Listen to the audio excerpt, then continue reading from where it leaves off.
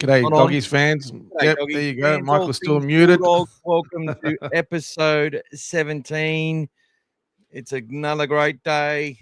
Just trying to work out how to turn down my Instagram feed.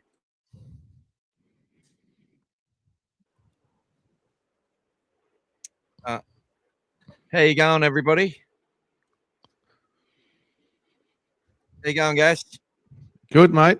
All I know is we've got 2 points in the bag, mate. 2 points in the bag. Lock it away, Beautiful, mate. Sorry, I'm just had some audio issues there. G'day, pothole existence. We're back.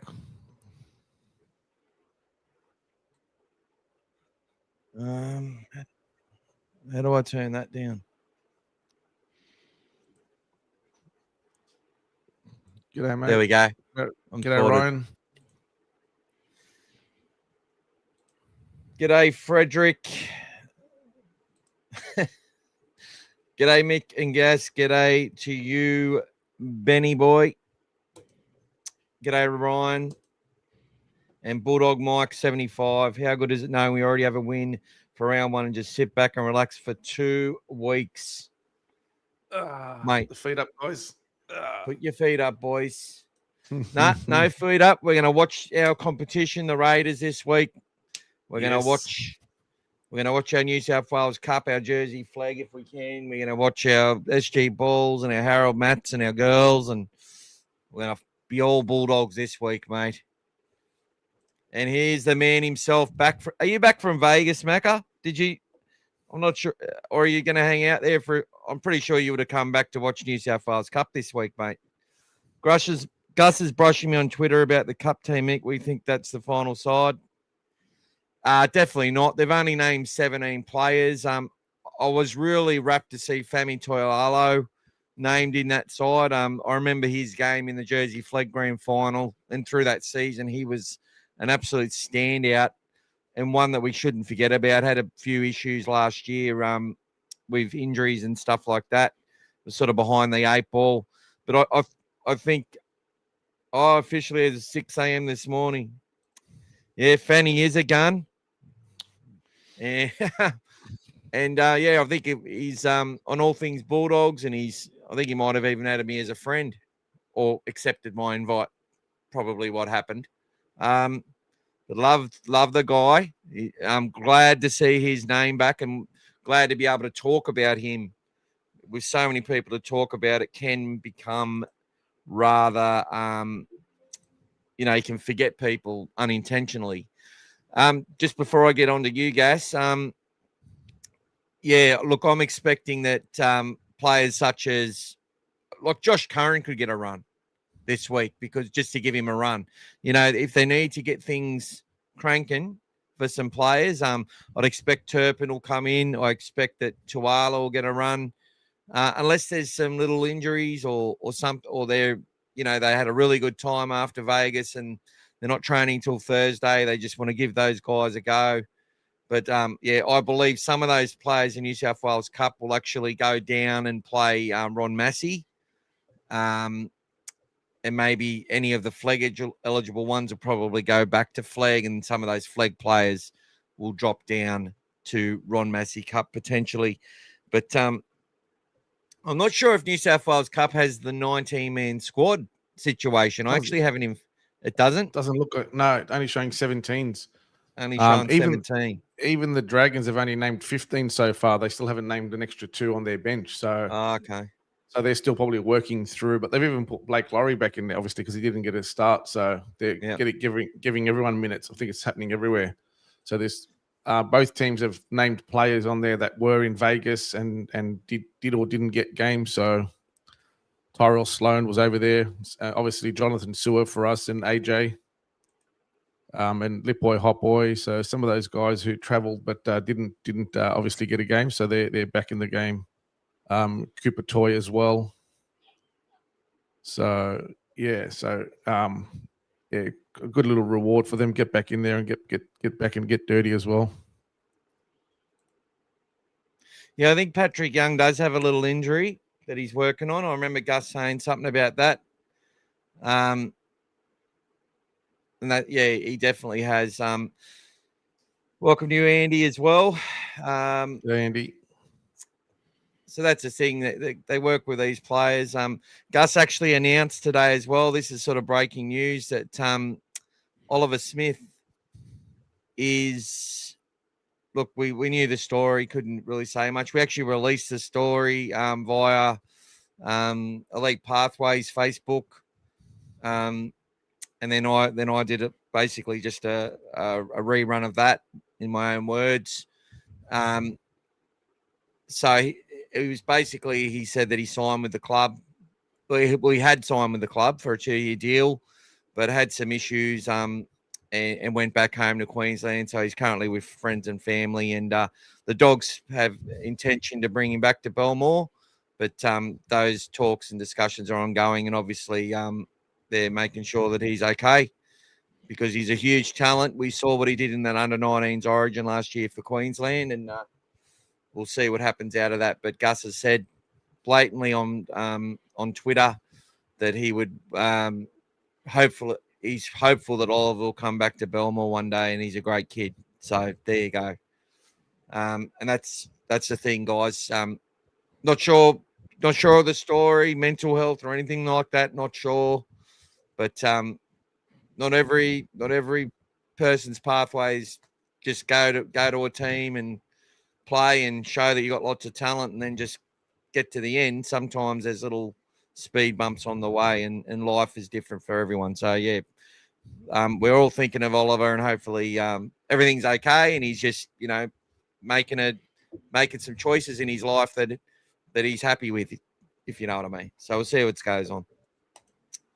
Yep, no problem, brother. No problem to you, George. That's it, mate. G'day, Dak Rupted. We're going to talk about the winner jersey. We're going to talk about the jersey in a moment after we talk to Gas. Round one. Round one is never great for any side, really, except for winning the 2 points. And I don't know, there's not too many teams that have smashed sides in round one and gone on to win the comp. Sometimes it happens that way, but it's not really relevant. It's great to get away with the 2 points, though. But Gas, let's get into it, mate. How have you been, brother? What's happening?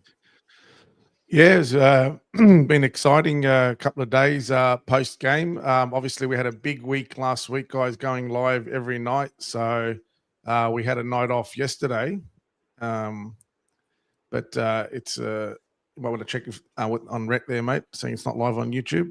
I think it should be. I think I'll fix that, whatever it is. Let me onto it. You go, Gas. Yeah, so obviously exciting, guys. Big week. I mean, look, a lot of the stuff coming out of the game, I mean, we'll talk about it some more. We had a chat about it post-game.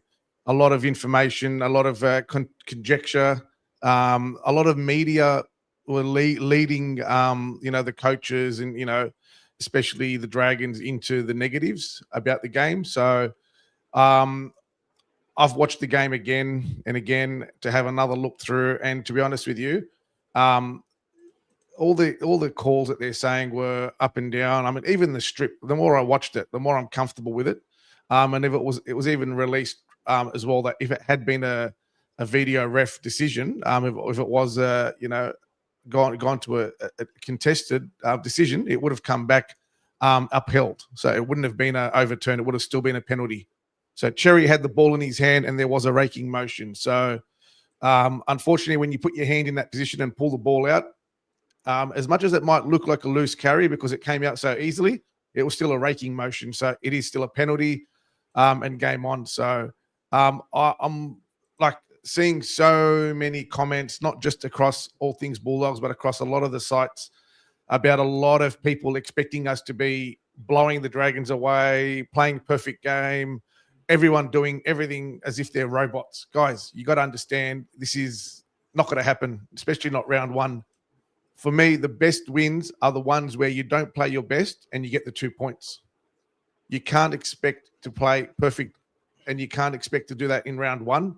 It's an absolute long season, and I would much prefer we start to play better in the back half of the year this time and build into the season and then peak in the finals time and then make something happen in the finals time rather than, we have a great start to the year. We're all perfect, everyone's singing from the top, and then we start to shape down again, and then you've given yourself nowhere to go. So I think I saw, and I'm sure a lot of us that are keenly observing saw a lot of things that were different from last year. You have to understand that over there, there's a lot of factors that sort of played against us as well. So the field size, I think, worked against us. It made for a defensive game for both teams, and it sort of allowed the Dragons to keep compressing on us. And you saw them; they were desperate, absolutely desperate to try to stop us, and they did a great job doing that. But when we wanted to, right at the end of the game, decide to put our foot down, we started making line break after line break late in the game to close that game out. We just didn't execute. That happens. Now, when at the end of the day, you play 90 minutes, fatigue's going to set in. You're playing at a strong altitude over there. From all reports of people in the stadium, it was very warm as well. So it was a humid night. So it would have been challenging. And for all the off-season training that you do, the match fitness is a different fitness altogether because there's that pressure, the expectation. Obviously, the heart rate goes up with certain things. So it's not just a straightforward training and they're working hard. And to be honest with you, the thing that got us over the line was our fitness as well. Our team was super fit and they kept running. So many great mentions. I mean, look, again, we can talk about all night how many players were man of the match, and we still probably can't pinpoint one person that was the clear man of the match.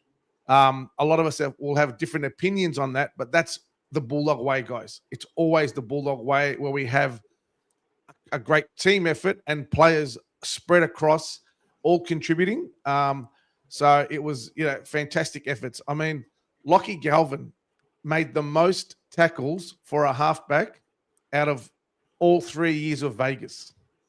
So I had another look and checked that he made 35 tackles, only missed 2 ineffective. Like, that was outstanding result for a guy that people are saying can't tackle, can't do. So you imagine 35 tackles and then to keep running around like an Energizer battery around that as well. So obviously his fitness levels, we spoke about it in the offseason, are amazing. But a lot of these key pressure moments, these decisions that the team make, they had a conscious decision not to give the other team 7 tackle sets, guys. So you would have noticed a distinct lack of those kicks into the in-goal area or whatever to avoid having those 7 tackle sets. The game was, to be honest with you, the Bulldogs were pretty much in control of that game for a long time. I was watching it. I didn't feel like we were going to lose the game. I felt like we were in control. We were going through the grind. We were just doing what we had to do. Everybody was talking about where's the attack that we spoke about all off season. Guys, we don't need to see that yet. Doesn't have to happen yet. Michael spoke about it a few times in the podcast. The Panthers sometimes won't show their hand until it matters in finals time, etc. When they need to. You don't have to give all your big guns away. The Dogs were in control of that game. Unfortunate penalty to Max King. It was definitely a penalty, but unfortunate one where Carraz couldn't have known that second tackle. So after obviously Critter made that sort of short break up the side, he wouldn't have been thinking that King was offside to give that offload away.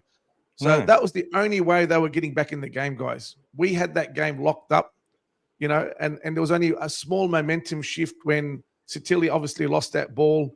And that was if the Bulldogs want to complain, even that, as much as he was rushing to get it down, it still hit the guy's knee. And I've seen those ones go the other way as well, where it still hit the guy's knee. So it wasn't like Sitili completely dropped it. He placed it onto the guy's knee and he was still cramping his space. So, but we copped it on the chin, and obviously they scored on the second set when after Kickout went for the charge down, which, to be honest with you, I think was still a good play because Kickout has come off with that charge down so many times and got the ball back and regathered and changed the momentum of a game. So it was only that he got a glancing blow and it still went across field rather than he got the full charge down and got it down there. So yeah, so many things, guys, that we can look at. But for me, the effort, the performance, like that 20 minutes before, 20 minutes after halftime, Dragons couldn't even get in our half. And even still, the only line break the Dragons had was the try in the corner. And Tracy almost stopped that as well. So that was the only line break they had for the game. And to be honest with you, I thought we controlled that game very well. We did enough of what we had to do, especially with the weight of expectation, the pressure, everything that we had to do to support. I think we had the lion's share by a country mile of the support in Vegas from all 6 teams, and especially all 4 NRL teams. So many things there, guys, to look at. But at the end of the day, 2 points in the bag. And trust me, in 2 or 3 weeks, no one will be talking about the game. Everyone will be focusing on the next game and then just knowing that 2 points is in the bag. People don't care anymore. It's only fun now because there was only 2 games on the weekend. And obviously Flanagan's making a song and dance about nothing. Just trying to, obviously, at the end of the day, guys, he's got to justify his job. So he needs to be blaming someone, okay? That's it. Because he's under pressure. There's a couple of coaches under pressure. The coach that lost in the other game is under even more pressure than him. So you're going to hear a lot of stuff like that just to justify yourselves. So for me, 2 points in the bag, job done. Guys, we don't talk negative about our players. We don't talk crap about our players. Everyone was playing out of their skin on the day for a first game. A lot of pressure, a lot of expectation, a lot of fatigue, a lot of cramps. They kept coming, guys. Critter was cramped and he still got up and kicked the field goal. Like, they just kept coming, guys. Where his opposition was cramped, the winger too, and then went off the field. So our guys kept coming, guys. That's the level of fitness they've got. So be proud of what we've done. Don't expect perfect games, guys, because it's not going to happen. Very rarely will you get one of those perfect games. You keep looking for them every time. Why didn't Bailey run? Don't look for these things, guys. These things will work themselves out when they need to. 2 points is 2 points. Move on. Great result. Michael. Beautiful, Gas. Love the passion, mate. And let's look. We got a lot to talk about with that stuff. A lot to break down.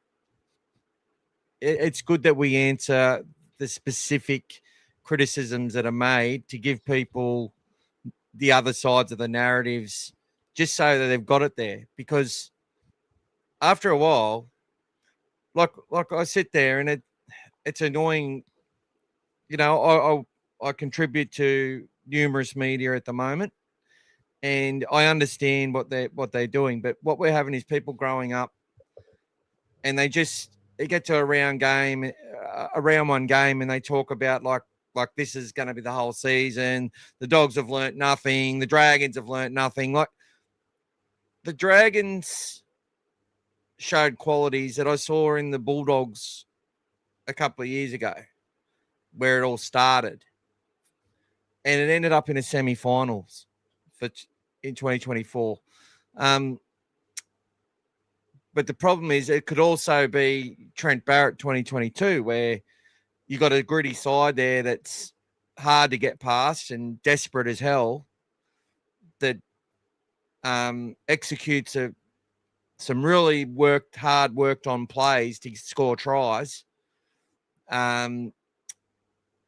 Doesn't get the chocolates enough, then gets blown away by Melbourne in Melbourne, and then, up until round 10, only has one more close win and has a lot of close losses, and next minute they're gone, right? And it had to happen, like he had to go. And then we get Serrato, right? But what I mean is, and Gordon Tallis actually said this, and I agreed with his comment. If you go out there and you're desperate for the first 10 rounds but don't turn enough of those games into wins, and you also had a season where you've lost 10 or 12 games by less than 6 points, what ends up happening is, while you have belief in your ability to defend, you just don't have that belief that you're going to get there and attack. Now, the 2 tries that the Dragons scored, I think, will actually put them in good stead, as far as they executed that play with Jaden Sewer, the offload. They didn't quite score from that.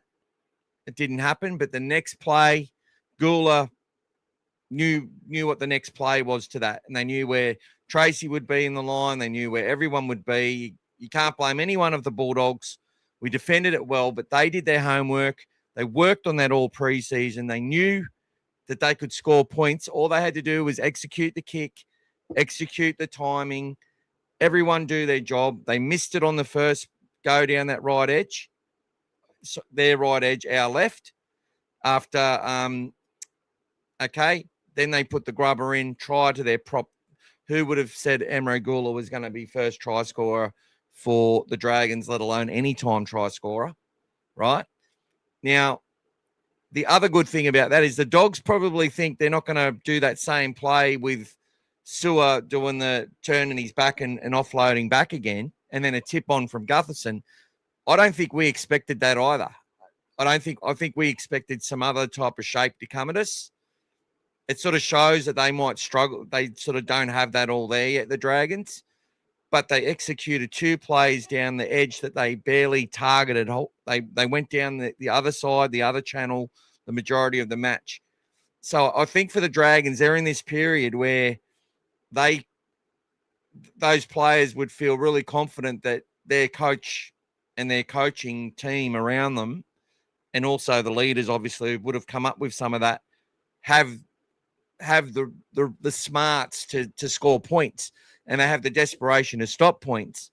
But what it also comes down to is if they can't build on their attack enough to get on the outside of teams and to actually get through teams and take advantage of those moments where their forwards can get through, get past the advantage line and behind the ruck. If they don't have that, they will struggle.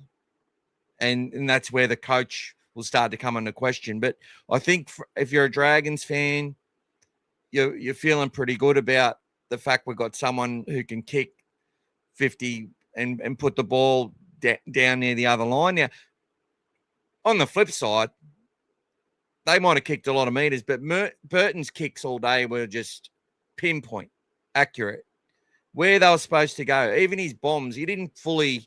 He put up a couple of Birdo bombs, but he does it with ease now.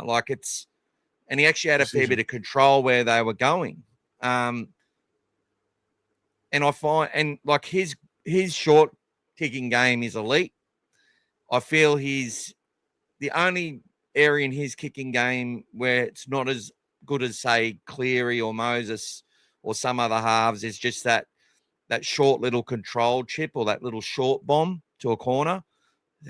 But I reckon he will develop that into his game and it'll become just as good as the rest. Because to me, Matt Burton just gets better all the time. For people the headlines to say that he didn't step up or he went missing, he was there for that last play.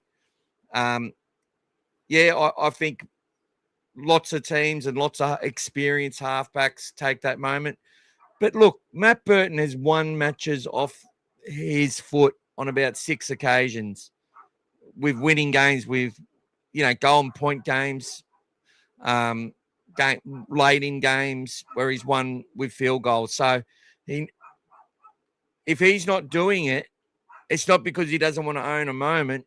There's some other reason for it. There's some other thought process going on for that game at that time. Unless he's copped a head knock or something and he's just like ditzy as fuck. I don't know, but.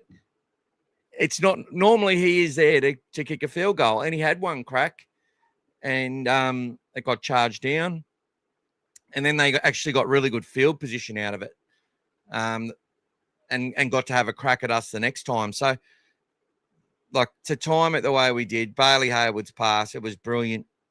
Birdo was there to take a shot if it come to him.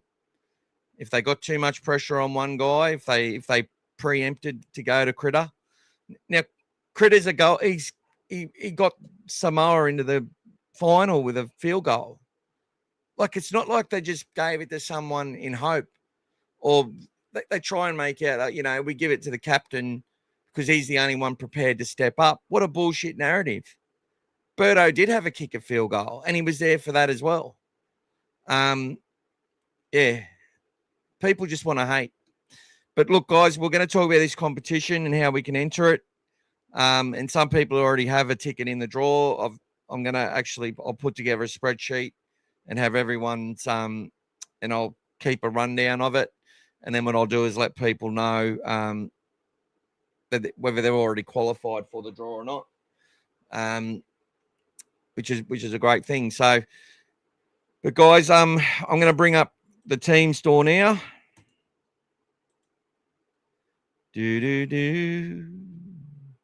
Where is it? There we go.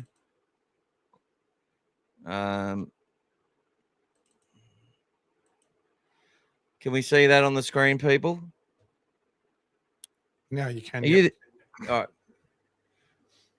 Okay. We're also going to show you all the names of all the 2 senior junior squads that have been named. Go through that in depth. We're going to look at some other games as well.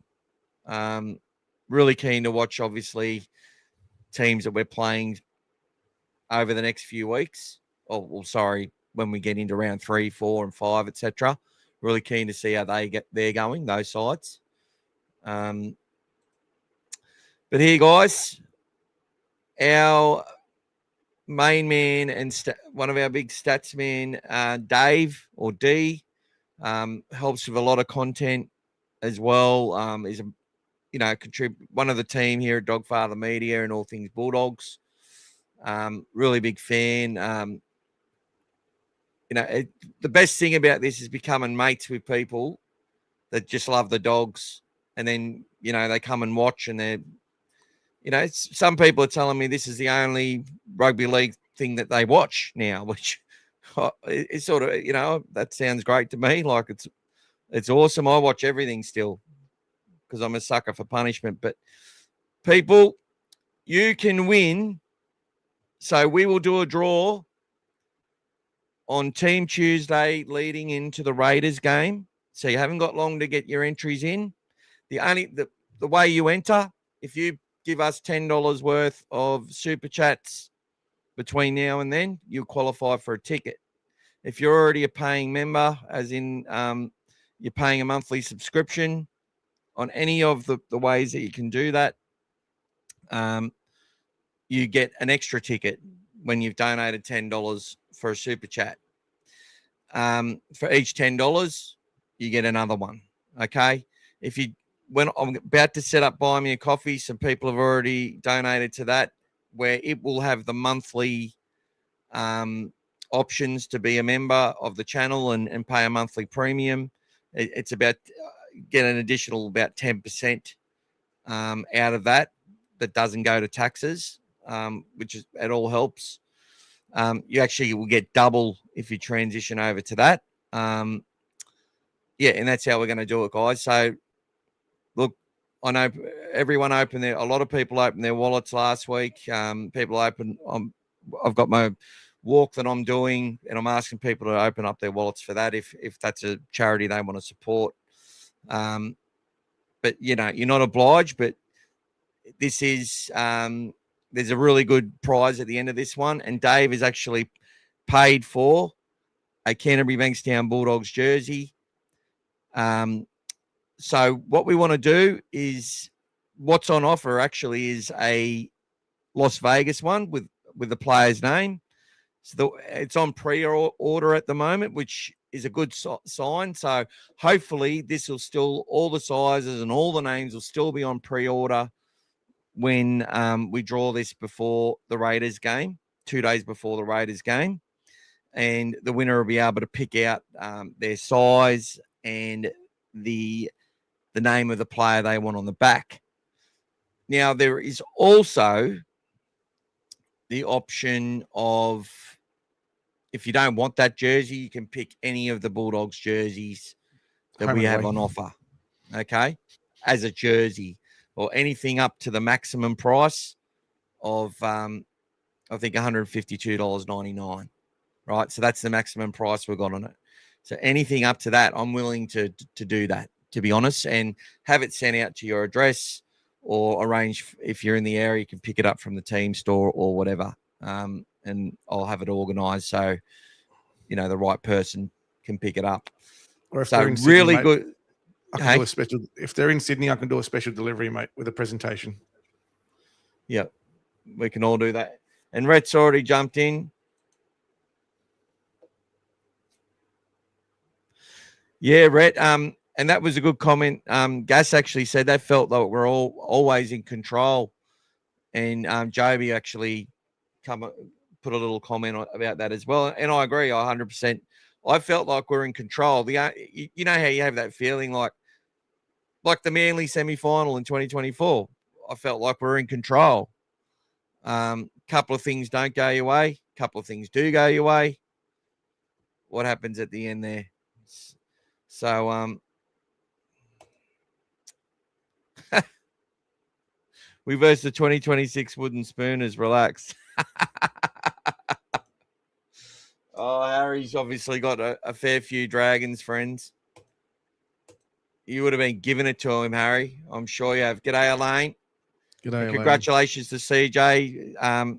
This stage selected at centre to start this week in SG Ball to play along his old couple of his long-time mates in the team, which is great. Interested to hear what you got to say, Harry. He's got a few comments that you can read up there, mate. I'll stick one on for you.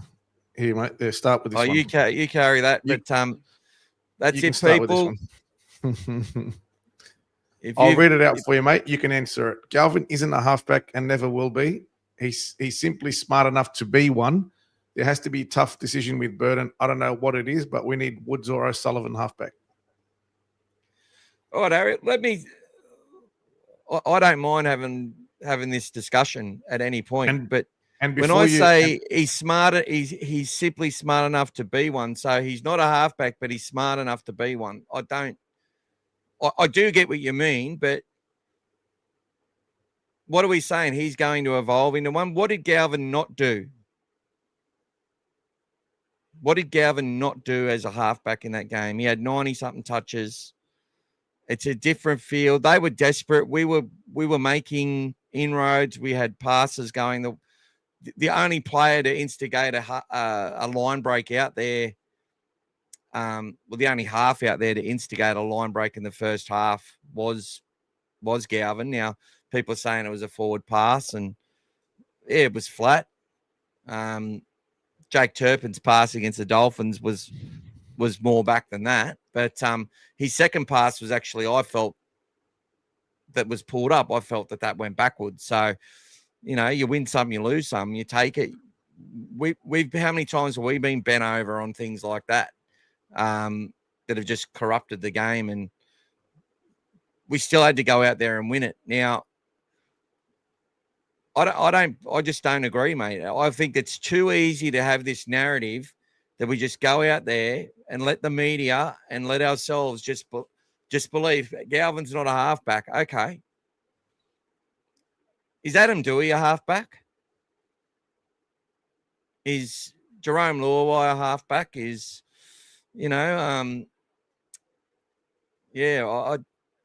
people play with 7 on their back, 6 on their back. Like Galvin played with 6 on his back in that semi-final against Penrith. He was the halfback, though. The halfback's the one who's getting us around the field where we need to be. I felt our plan was executed the way that the coach wanted it to be executed, as far as where they were on the field. Couple of moments, yeah. Round one, that's the time under the greatest amount of fatigue usually as well. Fatigue plays a huge part in it, and that's what I was saying on Sunday night. The Dragons weren't as fatigued as they would normally be because of the length of their kick.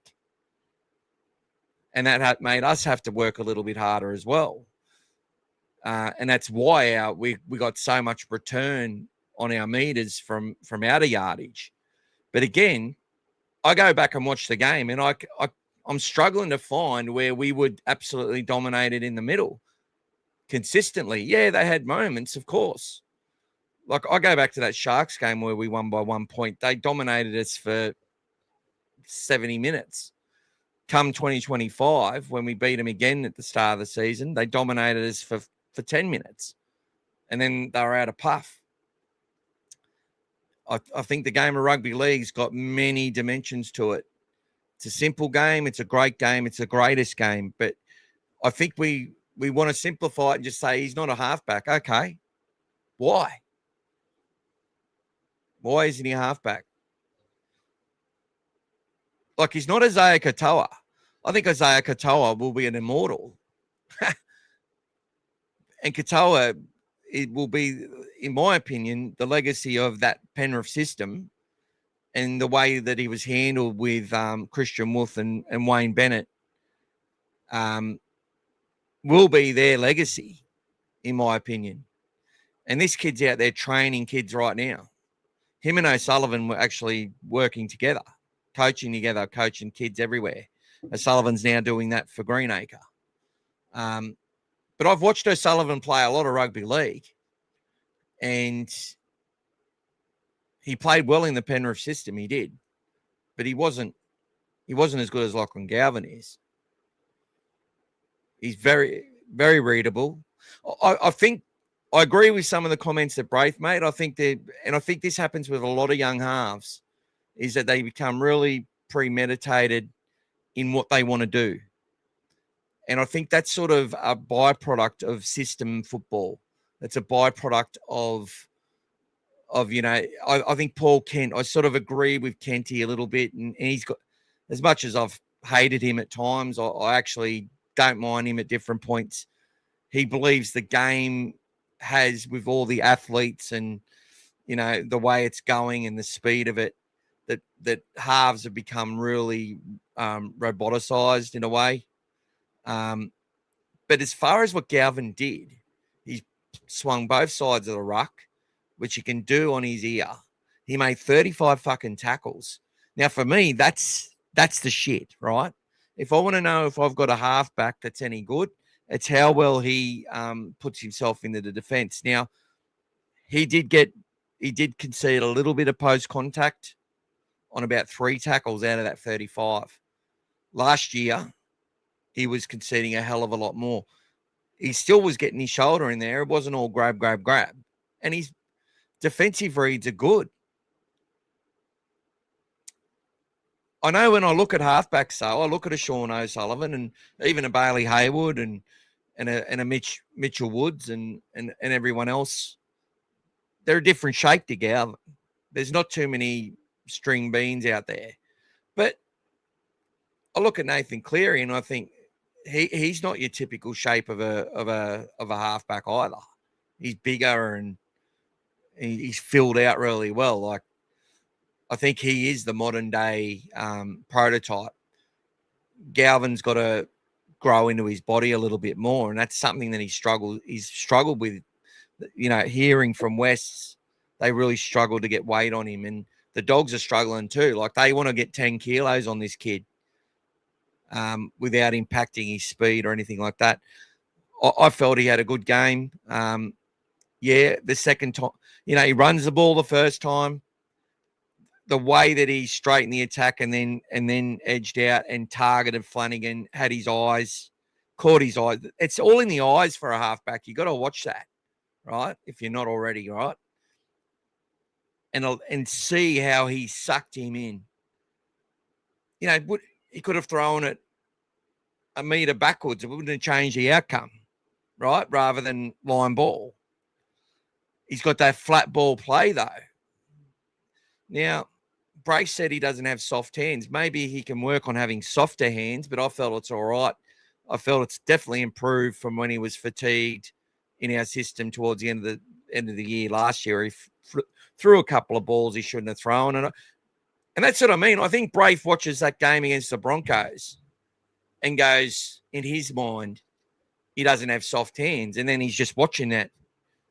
Because Braith's watching halfbacks, because that's who he trains, that's who he manages, that's who he was a half, obviously only a part-time 7, and maybe Galvin ends up being a part-time 7. Maybe you're not. I understand what you're saying, Harry, right? I really do. But he's the best halfback in our club right now, as far as an NRL first grade goes. Mitch Woods is going to, and I'll let Gassad talk about Mitch in a moment. But his pathway is to a bench spot, and then eventually to get a crack at some point. And O'Sullivan's just going to be there and going to keep working and helping Lockie, helping himself, helping the club. And at one point, if we aren't able to progress, and if Galvin isn't able to progress as a footballer, which I saw real progress there. He's played 47 games now. He's only just turned 20 at the end of last year. Like, the upside is immense. It's immense. And he's doing things that other players weren't doing, right? At that age, in a position with the responsibility. So go back and watch Isaiah Katoa in the first year at the Dolphins and tell me he's better than Galvin then at that point, because he wasn't. Well, potentially he was, right? People have been watching that kid know how good he is, right? And I reckon he'll be one of the best. But he's not there yet. As a halfback, he's ahead of Galvin right now, for sure. But if you go back to 2023, when they started bringing him through, absolutely would spend 25 minutes without touching the ball sometimes. Hardly doing anything. Maybe do a kick. Turn a player inside occasionally. That's it. It's taken that development and constant and responsibility and the fact they know what they've got under their bonnet, right, to get him to the point where last year, if he got selected for New South Wales, most of the fan base would have been cautious, but many would have been in complete support of it. Galvin's not there yet, but as a player that's came into Wests, I don't give a fuck where they were finishing. They still had good players in their team to literally be on fire with that West side, and then to come into our team and win a game with a pass and be there to back up and score important tries. And, it don't fucking matter, really. I think people want us to win the comp now. We all want to win the comp now. I get it. We've been starved for so fucking long. But maybe our time will be when our time is. And the ascendancy of these guys is very important. We're going to talk about Barley Hayward as well, because the shit that's gone around about him is ridiculous. And Dave, me mate Dave, put together some real good comparisons with 2004, actually. One of the best being, we had an absolute gun on the left edge in Willie Tonga, Origin rep, absolute gun. Well, we've got an absolute gun in the left centre at the moment in Stephen Crichton. Right centre, Ben Harris, little bit, really workmanlike, tough, would finish when you need him to, great defence, unheralded. Without him, we don't win the comp. I don't care what anyone says. We had a slow winger, our greatest winger of all time. He wasn't fast. He was efficient, as me and Gas talked about. Hazem El Masri playing on the right wing. Oh, we now got Montoya out there. Not fast. And who was on the left wing? Matty Utai. We've got Jacob Kiraz. Different players, obviously. Probably about the same speed, have the same amount of effect, finish really well. And then who have you got a fullback? Mr. Reliable. Connor Tracy. Yeah, Luke Patton, though. Mr. Reliable. Right? And then we have a halfback who we signed up to a long-term deal that we invested in Brent Sherwin. And we also had apparently had an overrated 5'8", who went on to win the most overrated player award amongst his peers 3 times. So, and I never actually felt that at all, even when he left the club. But apparently Matt Burton's really overrated. Apparently when he's just sitting there doing bombs, following the game plan, getting us into territory, making us earn everything that we've got to do so that we get that repetition of the game plan, everything happening, showing teams that we're not going to relent, playing with their mind, right? And then when they need to activate certain things, they will. They're not going to do it all after round one or in round one. Maybe in Vegas, look, I did expect we would throw a few more little Hail Marys out there. I did that. But we come up against a team that was out there to spoil us. They were out that they defended. They were desperate. That was the word I used to describe them on the Mad V podcast. They'd be desperate. And they were. They played with desperation. Their families, their fans should be proud of them. But our fans and the families of our team should be proud of our fucking side. Right? You can still have criticisms of things you don't agree with, no problem. But this shit that everyone's spreading everywhere across the fucking internet, oh, salmon's a waste of space. I've read that 16 times this week. What's another one? And like he was so instrumental. Who was the guy attempting to stop the fucking field goals? Him. Could barely lift his foot. Played with a spur hanging off a fucking screw in his ankle last season. Immense pain. Could barely walk, let alone running was actually easier than walking for Salmon, by the way. And people go, well, why play him then? You know, because he needs to be there. Yeah. Who puts on that massive hit on Surly and he drops the ball? Was it Surly or was it Tuapoloto or someone or was it forward? You know what I mean? Like I get fired up and get passionate because I'm going to fucking stick by this team every step of the way. You know, Gus Gould can fucking block me. I couldn't care. I still support him every step of the way. In this club. And I understand they will make mistakes. I felt Serraldo should have replaced Tupanua.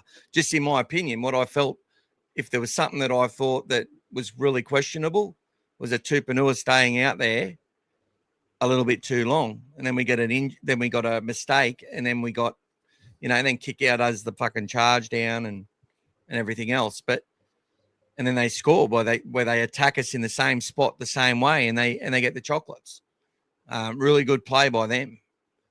By us, we had control. We relinquished control. But I also look at that and go, I bet you that moment actually sets us up for better moments in the future. And there's so many plays like that. There's times, you know. Anyway, that's my thoughts on it. Gas, if I hit the mark in your opinion, mate, what do you think? You can disagree. No, it's spot on, mate. And look, and Harry had a follow-up straight away to that question that you just answered. He's saying stop wasting the fans time with the fans and putting a 5'8" playing 7. It's not working. And how blinded the coaching. Oh, look, I agree with Michael, Harry, on this one, mate. Look, we don't see a lot of what goes on behind the scenes with the club. What they're working on behind the scenes, and I think I mentioned it the other day. We're not playing Galvin now for what he is now. We're playing him for what he is going to become, and that's exactly the vision they are having as well. Whether he plays at 7 or wherever he plays, they're playing him to get the best out of him for the player he's going to become as he develops and gets older. It was just a freak and a bonus that we even got him last year. That's it. He wasn't supposed to be there. We didn't actively go out and search for him and play for him. He came on the market. He was actually this close to going to the Eels, and he ended up deciding to come to us. That's it. We got to make the best out of him, but we know that it's going to be a few years to get him to peak where we want him. So we're going to work with him on that. And he's still the best option we've got. I mean, for round one, for any round, right now, he's still the best option. He was, for me, a big difference, in the player that he even was last year. You could see the changes. You could see the offseason he's had, and he's only going to get better and better because all the offseason he's done, it's not going to transform into these situations until you get more game time. You have to be playing under pressure in game situations to develop your skill. So you can train the house down, you can do all the drills, but in the game situations, that's when you develop what you're doing. That's when you start to get that confidence. He's already nailing it with Preston. Even the one that people will say questionable for the try, if you watch it in slow motion, their hands go back. Irrespective, he passed it back out of their hands. To me, that's shut the gates. stop complaining about it. Anyone who wants to do it, it went back off his hands. That's it. Bottom line. That's it. That's all I needed to see. Back off the hands. The pass to Preston, it was like flat because it was perfectly executed. That was the only way we were going to score. How tough was it to? It's not like that there was 50 points in the game and we're expecting to win, 40 to 20. No, I would rather win 15-14 in a grinding game where we defended our asses off and did what we had to do. That's just the way it is. But Galvin is going to be a player that we have to keep working with, same as everyone else. Even Burden is still developing his skills as a 5'8". That's it. Look, Mitch Woods is injured, hasn't handled preseasons. He's not even a discussion. Alex Conti is not. He's going to be a talented halfback, and he's in our system because we've got good players and a good academy here. That's why he's here. Forget what I've said. A lot of stuff about Braith and stuff like that, but I honestly believe he wants Conti to be here because he wants Conti to get the best ground he can as a halfback. Galvin is our best option at 7 right now. It's just a fact. Until Mitch Woods is ready to go, Galvin's going to develop that important part of his game. And just think about that for a second, right? When we don't just want to make a grand final or make a top 4 or win a semi-final. We want to win comps and have a junior base that is so dedicated that they will play for fucking nothing to be in our team, right? And we've already got some of those kids, right? Some who are forced to leave and don't want to leave.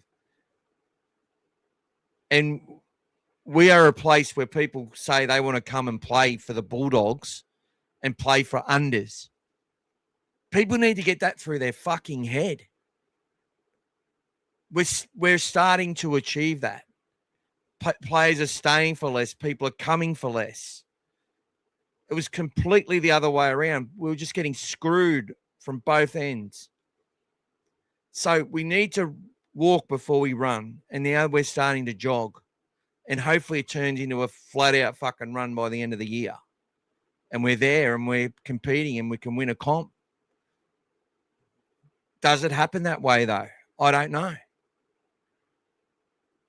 But Galvin, the player, Gas has said it 100%, the player he will be, he's going to be a fucking 100 times better 5'8" or lock or wherever he ends up after leading this side around with Stephen Crichton in it, with Matt Burton in it, with Max King and all these good players, Jacob Carraz, Jacob Preston, Viliami Kickout, we'll name them all. How good of a player is he going to be at the end of all this? This is what do you really think we're going to gain a lot by throwing Sean O'Sullivan just into the team right now to develop with this squad?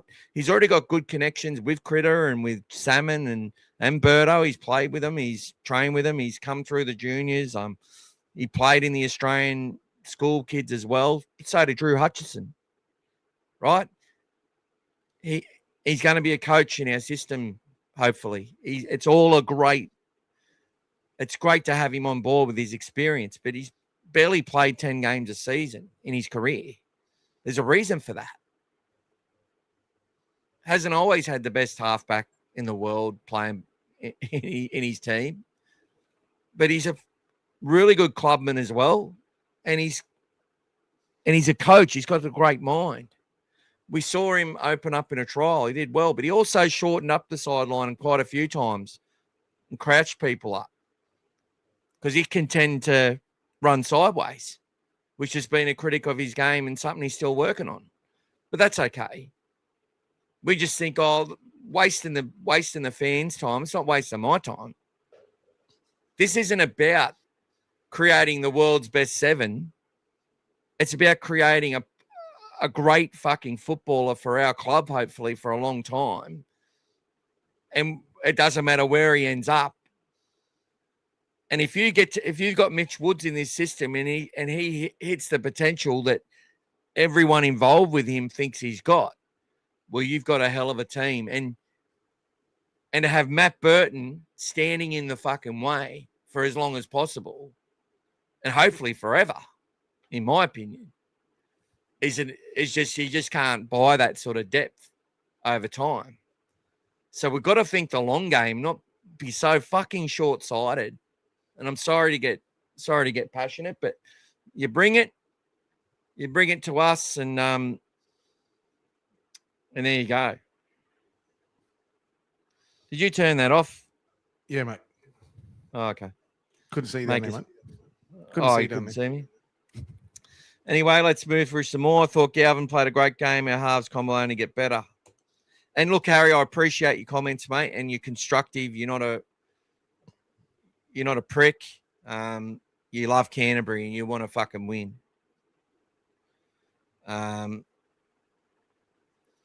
And you got to remember what we need is to keep developing our team and our players to be the best footballers they can be, and where all the chess pieces end up when we go checkmate. That's all it's about. It's a game of chess right now until we get what we need. And if you remember when Seraldo was done, obviously we've spoken about the few podcasts he's done of late. He speaks about, again, what we all know, the culture. So he speaks about, 2024, when they signed those 10 players, it was all about getting the people into the team that they needed, not caring which position they played. Everyone's going, oh, you signed utilities. Didn't care what position they played. It was about the team. It's all about the culture now. The Bulldogs are putting the best players that they've got for each position that they believe, that they can see from the training, from everything that they do behind the scenes. They're putting that best team out there and they're making that work. And last year, we led the comp for majority of the year and we finished third, and we obviously ran out of puff at the end. We had too many injuries and lost our captain, etc. We can go on all about that. But it was working. It was working. And this year, it's going to get even better. So, and around that, we're developing the players that are going to be potentially long-term in that position. At the moment, everyone talks about Mitch Woods as if they've watched him play 30, 40 games and they know exactly what he's on about and what he does and what he's going to do to the team. I don't think you have. I don't think anyone's seen that many games of Mitch Woods or sees what he can do and what he's about to do, because he's still untested in first grade. We don't know until he gets there one day. And that's, I'll go on to about that as well. So he had a small little chat. He was interviewed about how he's going so far, and what his aspirations were. And you might have seen this one. He was talking about how he wants to get back in there, wants to get back in the 19, still start working his way down into that team. And then he goes, we've got a very competitive halves combination. We're all helping each other. O'Sullivan's been great, he said, for me. He goes, he's been working with me, helping me develop. And we've got a healthy competition between the four of us to get the best, and a few more to get the best out of each other so we can get on the field. So this 19-man team is going to suit someone like him. It's going to give him an opportunity maybe earlier than he would have expected. And who knows, when it comes to origin time, whatever, when players are in and out, he may get his opportunity then. But until he starts to become that dominant player that we expect him to become, he's nothing yet. He's nothing. He's done nothing. He's proven nothing. So we can jump up and down and say everything we want about these players that are coming through, but we have to look at what we've got right now. And for me, what I saw on Sunday for us in Australia, Galvin, for me, is the best option we've got right now. He's the best halfback in the club. And the way the Bulldogs work their system, it's not traditional anyway. So whatever you're all expecting us to do, we play a system in both attack and defense. You see he favors the right more. Birdo will favor the left more. They've got their system planned out for the way they want to play. That's how they do it. That's what the coaching staff wants. That's what they've developed. Don't expect them to be running around and setting up, Carraz on the left side as much as he's setting up Montoya on the right. That's the way the Bulldogs have got their system set up, so they can keep the options like that. But Galvin will flick and go both ways as well. There's nothing stopping him, and you've seen him do that. So let's keep going through the chats, guys. I'll just get to Harry. I'm not saying you're bagging our players, mate. I'm saying that you don't believe he's a halfback, and I'm just giving you my opinion as to why it doesn't matter. How many games at halfback did Michael Hagan play? I know he played the 1988 grand final at halfback. Okay. He was a 5'8". Played 5'8" most of his career, but he was a half. I can go on and on and on and on about this sort of stuff. We get it. We get so fixated that we need to do this now. Yeah. People say he's not a halfback. Okay, why? What isn't he doing? What does he need to do more of to be called a halfback? And can he do it? That's what I want to know. So that's where I want to know. I've seen Harry and I've seen lots of people do some great analysis. Andrew Johns, who said he's not a halfback. Obviously, one of the greatest of all time, if not the greatest. Do you think I'm going to tell Johns he's fucking wrong? No, but I'm still going to say, what's he got to do as a halfback? If he could let me know. Let me fucking know. And then I can, it's not just something you just say or see. Articulate why. Oh, because he's a runner of the ball. Nathan Cleary ran 200 meters in the grand final. The game isn't the same every week, let alone every year or for every player. And this is all I'm saying. Okay. Much love to you, brother. Because I am a fan of yours, right? Just always remember that. I'm a fan of Gus Gould, and Gus doesn't talk to me anymore for some reason. Or maybe he'll come back to me one day, He gives everyone a run. And we've got a player who comes someone who comes on here a lot, David Miller. Gus has been answering him every time, which is brilliant because he's asking all the right questions. Thank you, Lucas, for your big donation too, mate. And can you go back to Macca for me? I also want to read out everybody's contribution. Scary said it's only the stream worth watching.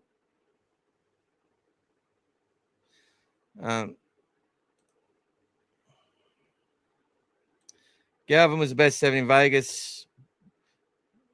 Well, Brown didn't really play halfback, in my opinion.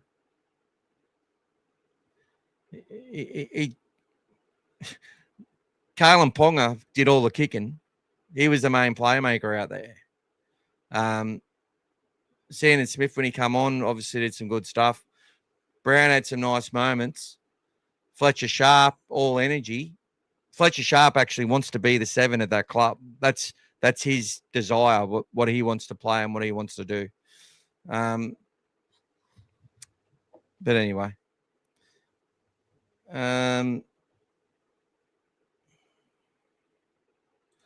Showy 68, 7 line breaks to 1 score, flattered those Spooners. Wait till we play them again later on in the year at Allianz. Yeah, can't wait.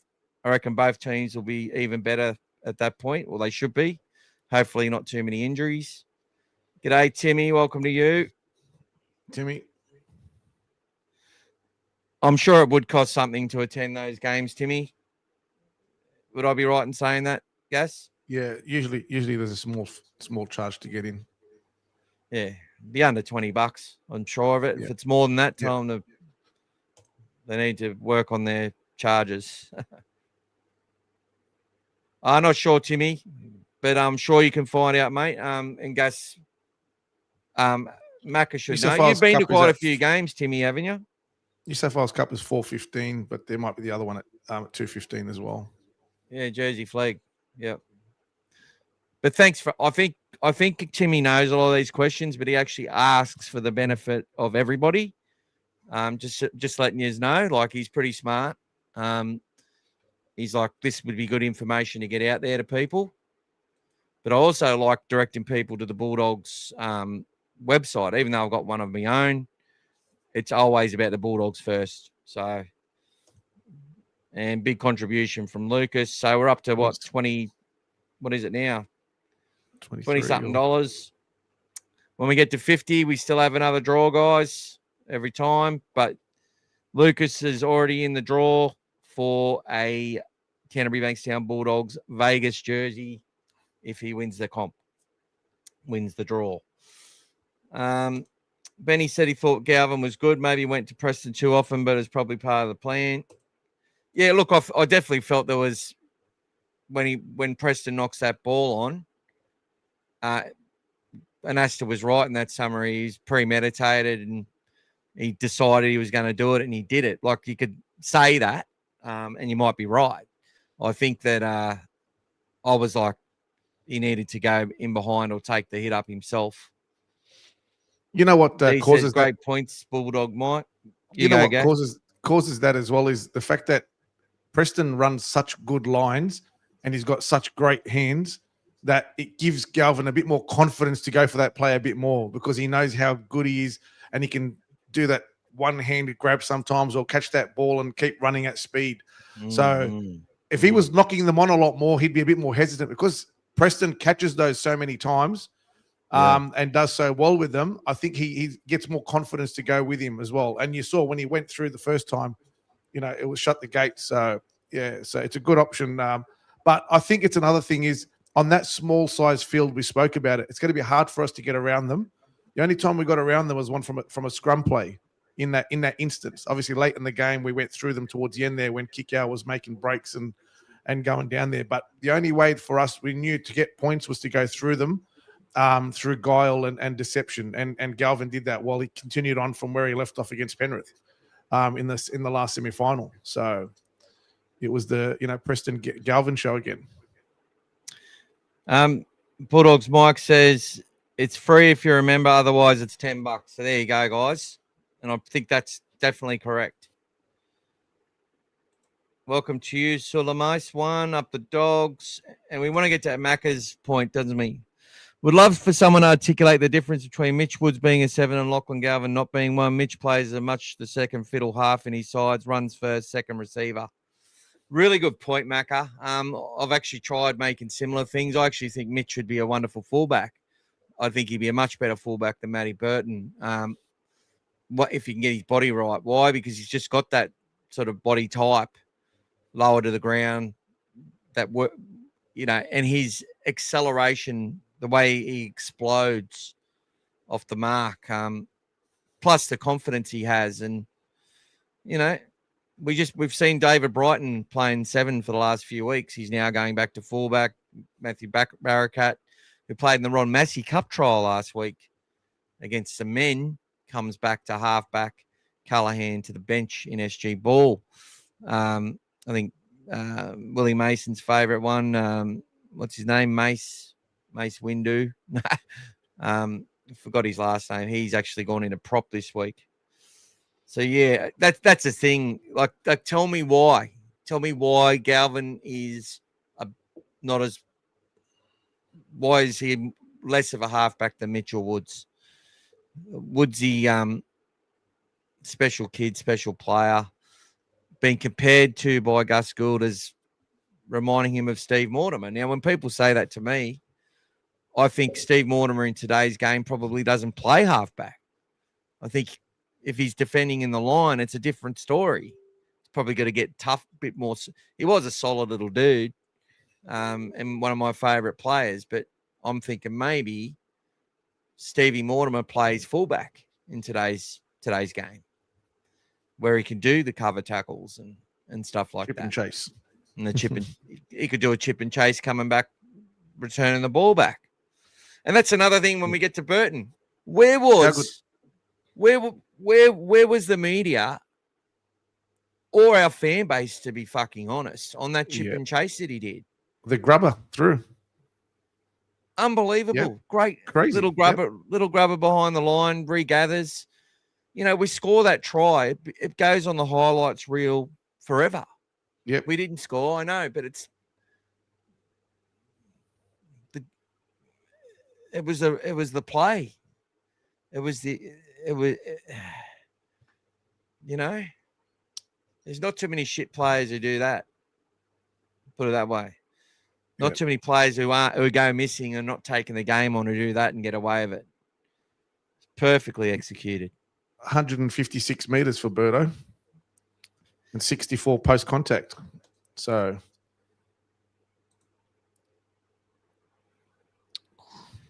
some people say some funny stuff, but anyway. What did he drop? He didn't drop anything. He had one charge down. No, that's the thing. People watch someone in a game, after they've just played 80 minutes, they're 116 kilos and 6'7", who've covered 9 kilometers already at full intensity, mind you. And then they knock the ball on under fatigue. And apparently, and then they have another game where they just have a mental blank and they fuck it. Yeah, that happens. They're human. He nearly pulled the game out for us. He nearly pulled that game out for us. Yeah, he did. Well, he nearly, but in both yes, at the end of the game and at the end of the first half too. Yes. He just activates and there we go. So look, long way to go, and I'm not ahead of myself. No one's ahead of ourselves, but I'm pretty sure leading into this Vegas, most people were predicting a massive win for the Dogs, and then we see, and this is why I do what I do, because it fucking frustrates me that if we don't win well enough, to watch the touchline guys who have been quite good actually since they've changed their tune. They're happy with the win, obviously at round one. Very, very, very fair, very good, entertaining discussion. Nice to the Dragons supporters as well, as they should have been. And they do more than just talk about the Bulldogs. But last year, absolutely ropeable. Then we had one guy over in Vegas at halftime going on about fucking Connor Tracy, how he cost us the try. Like, what? Hilarious.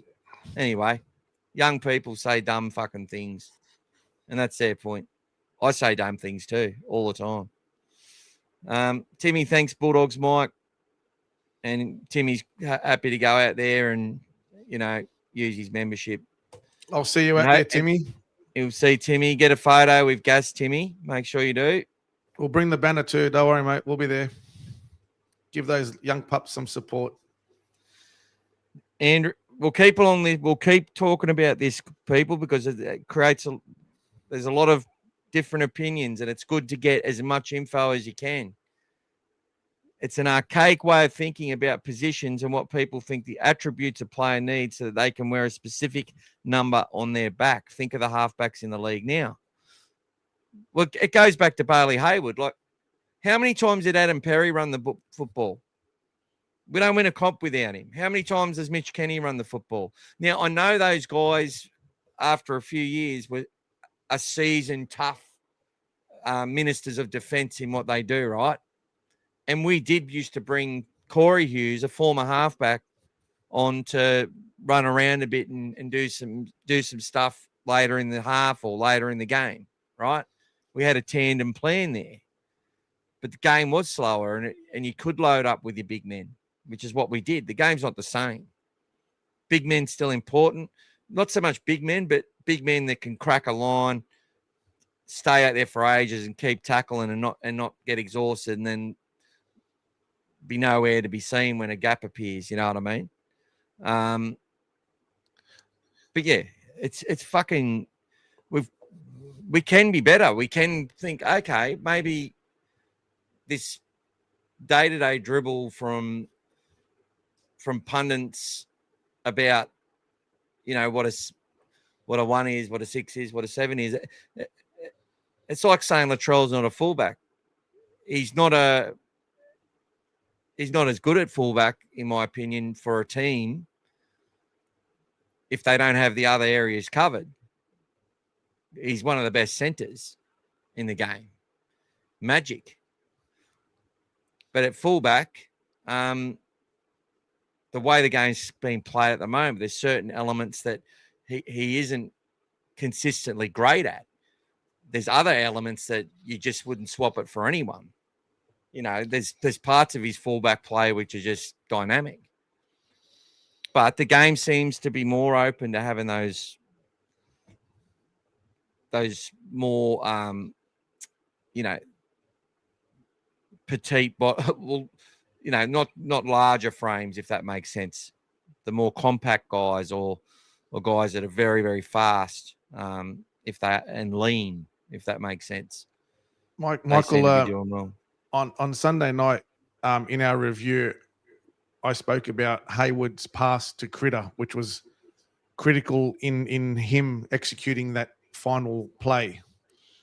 And I said that as much as Critter did the rest, Bailey Hayward's pass had to be precision to get that result. I'm not sure if anyone read what Phil Gould said today on X. Great kick from Stephen Crichton. Spare a thought, though, for the pass from Bailey Hayward. After 90 minutes of football, Bailey Hayward had made 55 tackles.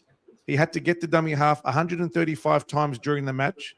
He was up and back every tackle in defense and on every kick chase. Yet, in the dying seconds, with the game on the line, Bailey thinks about facing right for deception before throwing a 20-meter spiral pass deep left, right in the perfect position for Critter to catch and release quickly so he can kick the winning goal before the defenders get to him. We before me. It takes a whole team to win. Brilliant effort. Yeah. So it doesn't go unrecognized by the team guys, by the Bulldogs, by everyone. That whole effort that we did to get the result was a team effort. And that play that he did there, for anyone who wants to say that he's not going to be someone in the future, that showed exactly why the club has faith in him. And as you said, as he keeps playing, he will get better. People were complaining he wasn't running from that. He's going to get better. He played 90 minutes. He's focusing on the key areas he needs to do. We are not generally a team that just goes scurrying out of dummy half all the time from hooker.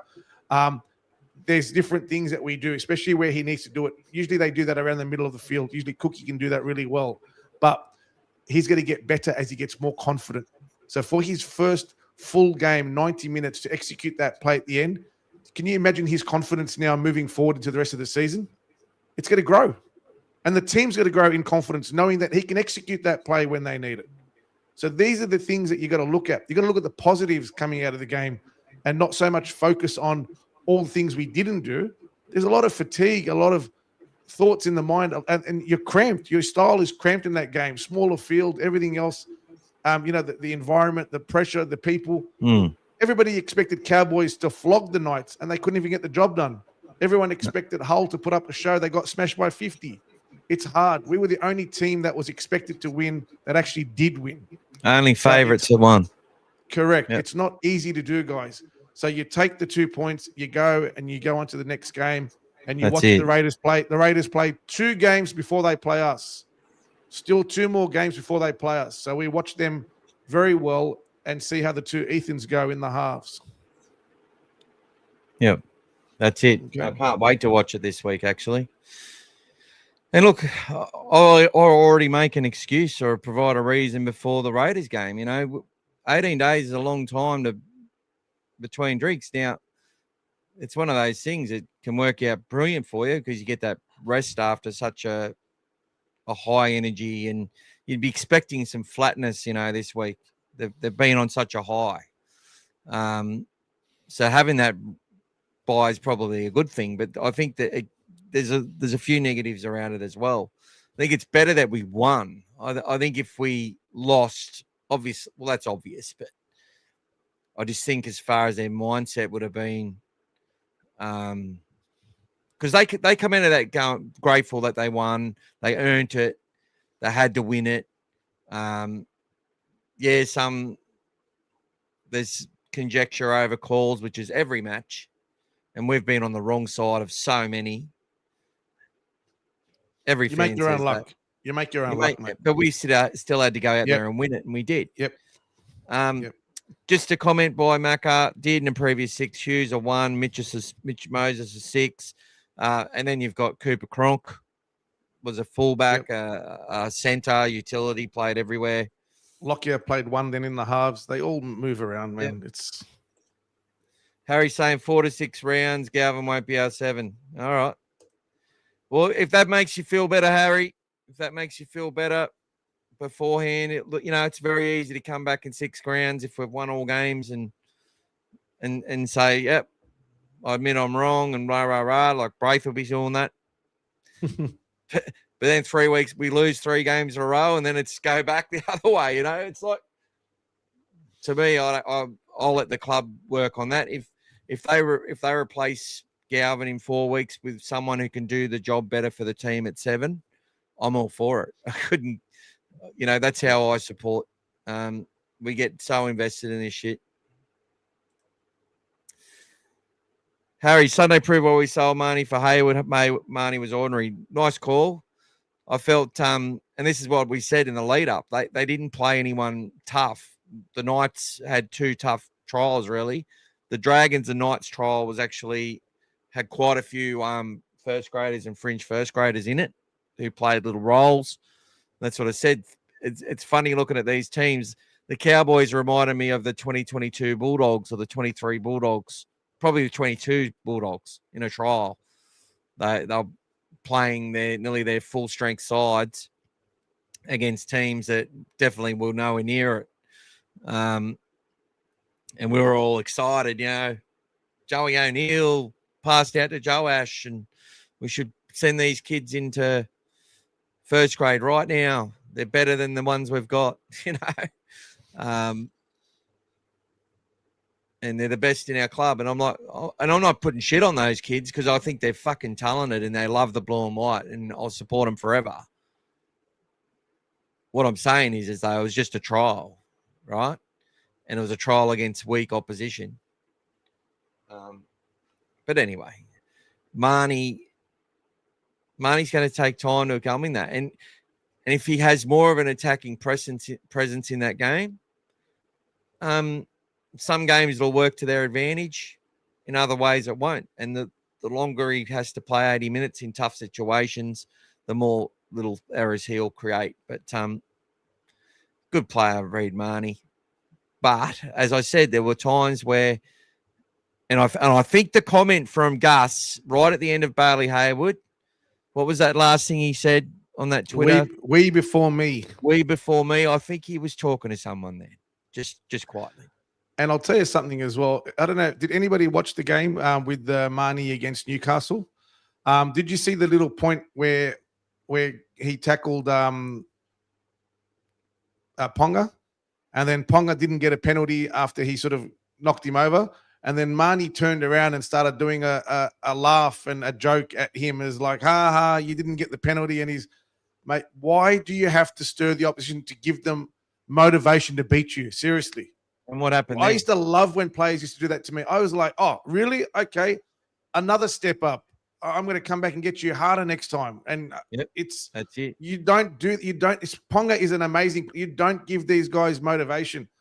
Marnie can't help himself. He can't help himself. So that's there's a reason why he's not there. If he was such a good player for us and it was like we can't lose him, the Bulldogs would have found a way to keep him. Don't worry. That's it. But there's a reason why he's not there, guys. At the end of the day, that's it. Thank you, Showy. He's just donated $10 as well, so that's bloody brilliant. Thanks, mate. So we're only $20 away, guys. So well done, or less.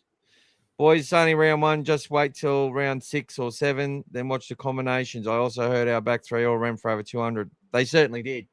They ran nearly 300 each. Actually, Jacob Carraz ran further than anyone's ever run at Vegas. So out of how many games is it now?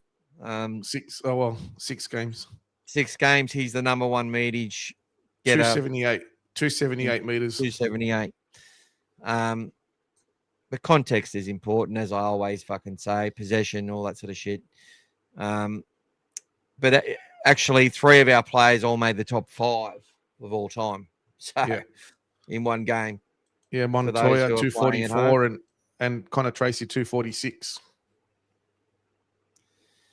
Dogs fans getting to a point where we win the comp, but Galvin didn't play like Cooper Cronk at 7 as a rigid tactician, puppeteering an 80-minute game plan, so it's not good enough. Love it. Timmy, I'm with you, Mick. 100% agree to stick with the team, and we are going to have a great year. I know you hope he proves you wrong, buddy. You're just giving your dead set what you believe, and that's fine. But as I say, what we love on this show is if you're able to just like give the reasons as to why Mitch Woods will be better or why O'Sullivan's better, and show us.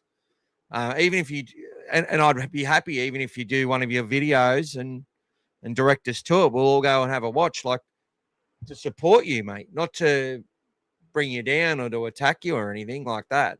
I know you wouldn't give a fuck anyway, but this is what I mean. It's about everyone educating each other on the why. And sometimes we end up in an agree to disagree situation, and that's fine. For me, I love that stuff. And I just like having things to consider and go, okay, well, maybe there's more in that. Maybe I should look at that a little bit more. That's only going to make me fucking more interested in what I'm doing and what I'm saying. So 100% understand that.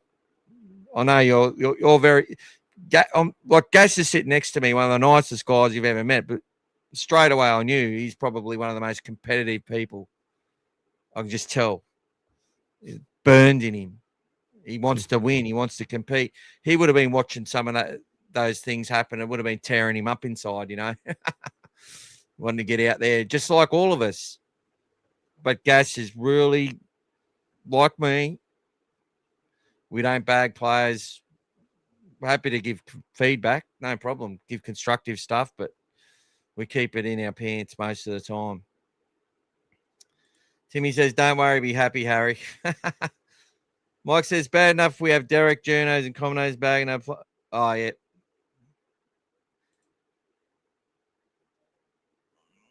That's it, Andy. But I think, Andy, that's the good part about our system is that Gus and the coaches below and everyone else, they would question the coach, and they've got that right. Because if it's club first, you don't be a yes man. You stand up and you say something, or you suggest something. You don't let it be not heard. Like, you don't be a negative Nancy and walk around other people and go, I reckon Serrano's a fucking idiot, blah, blah, blah, blah. He's stuck up, blah, blah, blah, blah, blah, which happens. Of course that happens, even in great cultures. But great cultures eliminate it. They get rid of it really quickly. And it doesn't get talked about or mentioned. But what I think is, us fans probably shouldn't question the coach, no. But I reckon, I'm just letting you know, within the walls, they would definitely question each other. And because what did Serrato say he wants? He wants excellence, Gas, doesn't he? He wants 100%. Excellence. I was right. I'm right, like putting together an article about Serrato, and I'm just letting it build and build and build, right? Just so I want to get it right. And I'm referring to improvement. And Gas is like, no, Serrato wants excellence, not just improvement. Yep. So we help each other here. We try and make things. Gas is like, if you want to do a better article, that's fine. But if you want to do an excellent one, so there you go. Andy gave us $5 as well. So thank you, Andy. Thanks, Andy. Again. Timmy says exciting Guru name for flag. Yep, I'll get those. Actually, I'll start putting those banners across, people. Here's the New South Wales Cup. It's only 17. I'll just read it, and then Gas can read out some comments. Tay Cochran, Jonathan Sewer, Sasaya Alatini, Jed Reardon, Cooper Toy, Joseph Tayalpa, Alex Conti at halfback, Fletcher Baker, and Zion Maiuu in the front row with Gordon Chan Kum Tong at hooker, Logan Spinks, Lipoi Hopoi in the back row, AJ Jones at lock, Daniel O'Donnell, Jack Todd, Jack Underhill. The Jacks are back. The two Jacks are back. And Fami Toilalo with coach Jason Taylor. Add an additional 4 players to that. We've got players such as Anari Tuwala. You've got Jake Turpin. Who else? Who else have we got? Potentially Daniel Saluka for feeder if he's right. If he's right, yeah. Next week we'll have Finalatu as well. So lots of people to come back in. I would suggest that New South Wales Cup players who aren't named there are either injured or will be playing Ron Massey Cup unless they're eligible for flag. really excited about the Flegg team as well. But look, I think some of these guys that were overseas will get. I think O'Sullivan will come into that side. 100% believe Sean O'Sullivan will play in this match. I think Turpin will start at 9, and Jordan Chan Kum Tong will go to the bench. If those NRL players are right to go and don't have any sort of jet laggy shit happening or anything like that. But they've also got the kids like Cooper Toy and Jonathan Sewer and all that. They all went to Vegas as well. So you think if they're playing, so will these other ones. But we'll see. Any thoughts on that? No, mate, it's gonna be good to see the guys out there. Like I'm sure, like you said, there'll be a lot of changes to that team before Saturday. So probably when we get to the 24-hour team, if they do the same thing, like we'll see some changes there. But they had to put a team together, which they did, and we'll move on and see how that goes. But either way, the Dragons have got a good team, so it will be a great hit out for us. Yeah, look, Sasai Alatini, I liked the fact that he did have an up and down game in the trial, but he really fought back hard and didn't shirk the task. I think he's a natural back rower. I think the centre is about giving him game and development as someone in a development list to hopefully get his opportunity and provide depth for the club. But he could definitely drop back to Jersey Flegg. I'd say he's definitely still eligible. Anari Tawala will come into that side. He'll need a game. He needs to have a game. If he's right and everything's okay after Vegas, he comes and has a trot. A player like Josh Curran may get a trot. I know these other cup guys have been preparing and doing their thing, but it wouldn't hurt them, for example, to go and have a game in Ron Massey potentially or something like that. But I'm not running things. But I do think we will see at least 3 or 4 of those players that are currently in this lineup will drop out and play in another grade this weekend. Finau Latu later on, Timmy. I think Gus said round 2. He should be right. So Finau could play Jersey Flegg or NRL. Or New South Wales Cup in round 2. Yeah, we are thin, and maybe that's why they give Sasai that run, because they got Jope playing SG Ball in the centres. I think he steps up to Flegg at some point, and like later on in the season. We got Jethro coming back. Maybe it's about developing Sasai, so we've got that greater depth with him and Jed, because both can play back row on their ear. Like I'd feel safer with Lipoy in the middle and Jed playing on an edge. But that's it. Yeah, Preston and Cruz anytime try scores was nail biter. Dragons came to play next minute. Critter. That's it, brother. Thank you so much, mate. No, honestly, that's bloody beautiful. Thank you. And you've already put a couple of dollars in the last one as well, so you're already up to a ticket there, James. So you're in the running for another jersey. So if you were to win that, you would be able to select a player that you haven't selected yet, because I'm pretty sure you got one of those jerseys with a name on it, or maybe a couple. We're not far away from the 50 guys for the daily prize draw. So go through some chats there, Gas, and I'll. Yep. Probably about 45, 46. Okay, so read that one. Okay. Thanks, Paul. It's not hard to like and subscribe. Yep. Everyday value from the great Mr. Jeffrey. Yep, absolutely, mate. So let's have a look. Oh, Brian threw in some money too. Sorry, I missed that. Thank you, Brian. Thanks, Brian.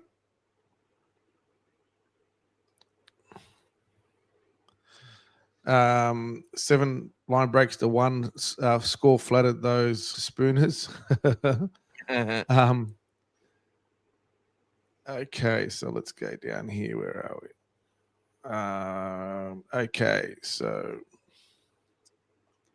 $46, guys. So we're only $4 off, $4 off a daily draw, and it all counts towards your ticket into for the Vegas jersey. So well done, peeps. Tommy's saying, shame on us for winning that game. So people were saying shame on us for winning that game. So yeah, exactly. There's going to be a lot of haters out there, mate. Unfortunately, because we're one of the biggest supported clubs, there's also going to be the jealousy syndrome, guys. You know, it was all about the Bulldogs for that last sort of week or 10 days. Yeah. If you kind of forgot there was other teams out there, all the press focused on the Bulldogs.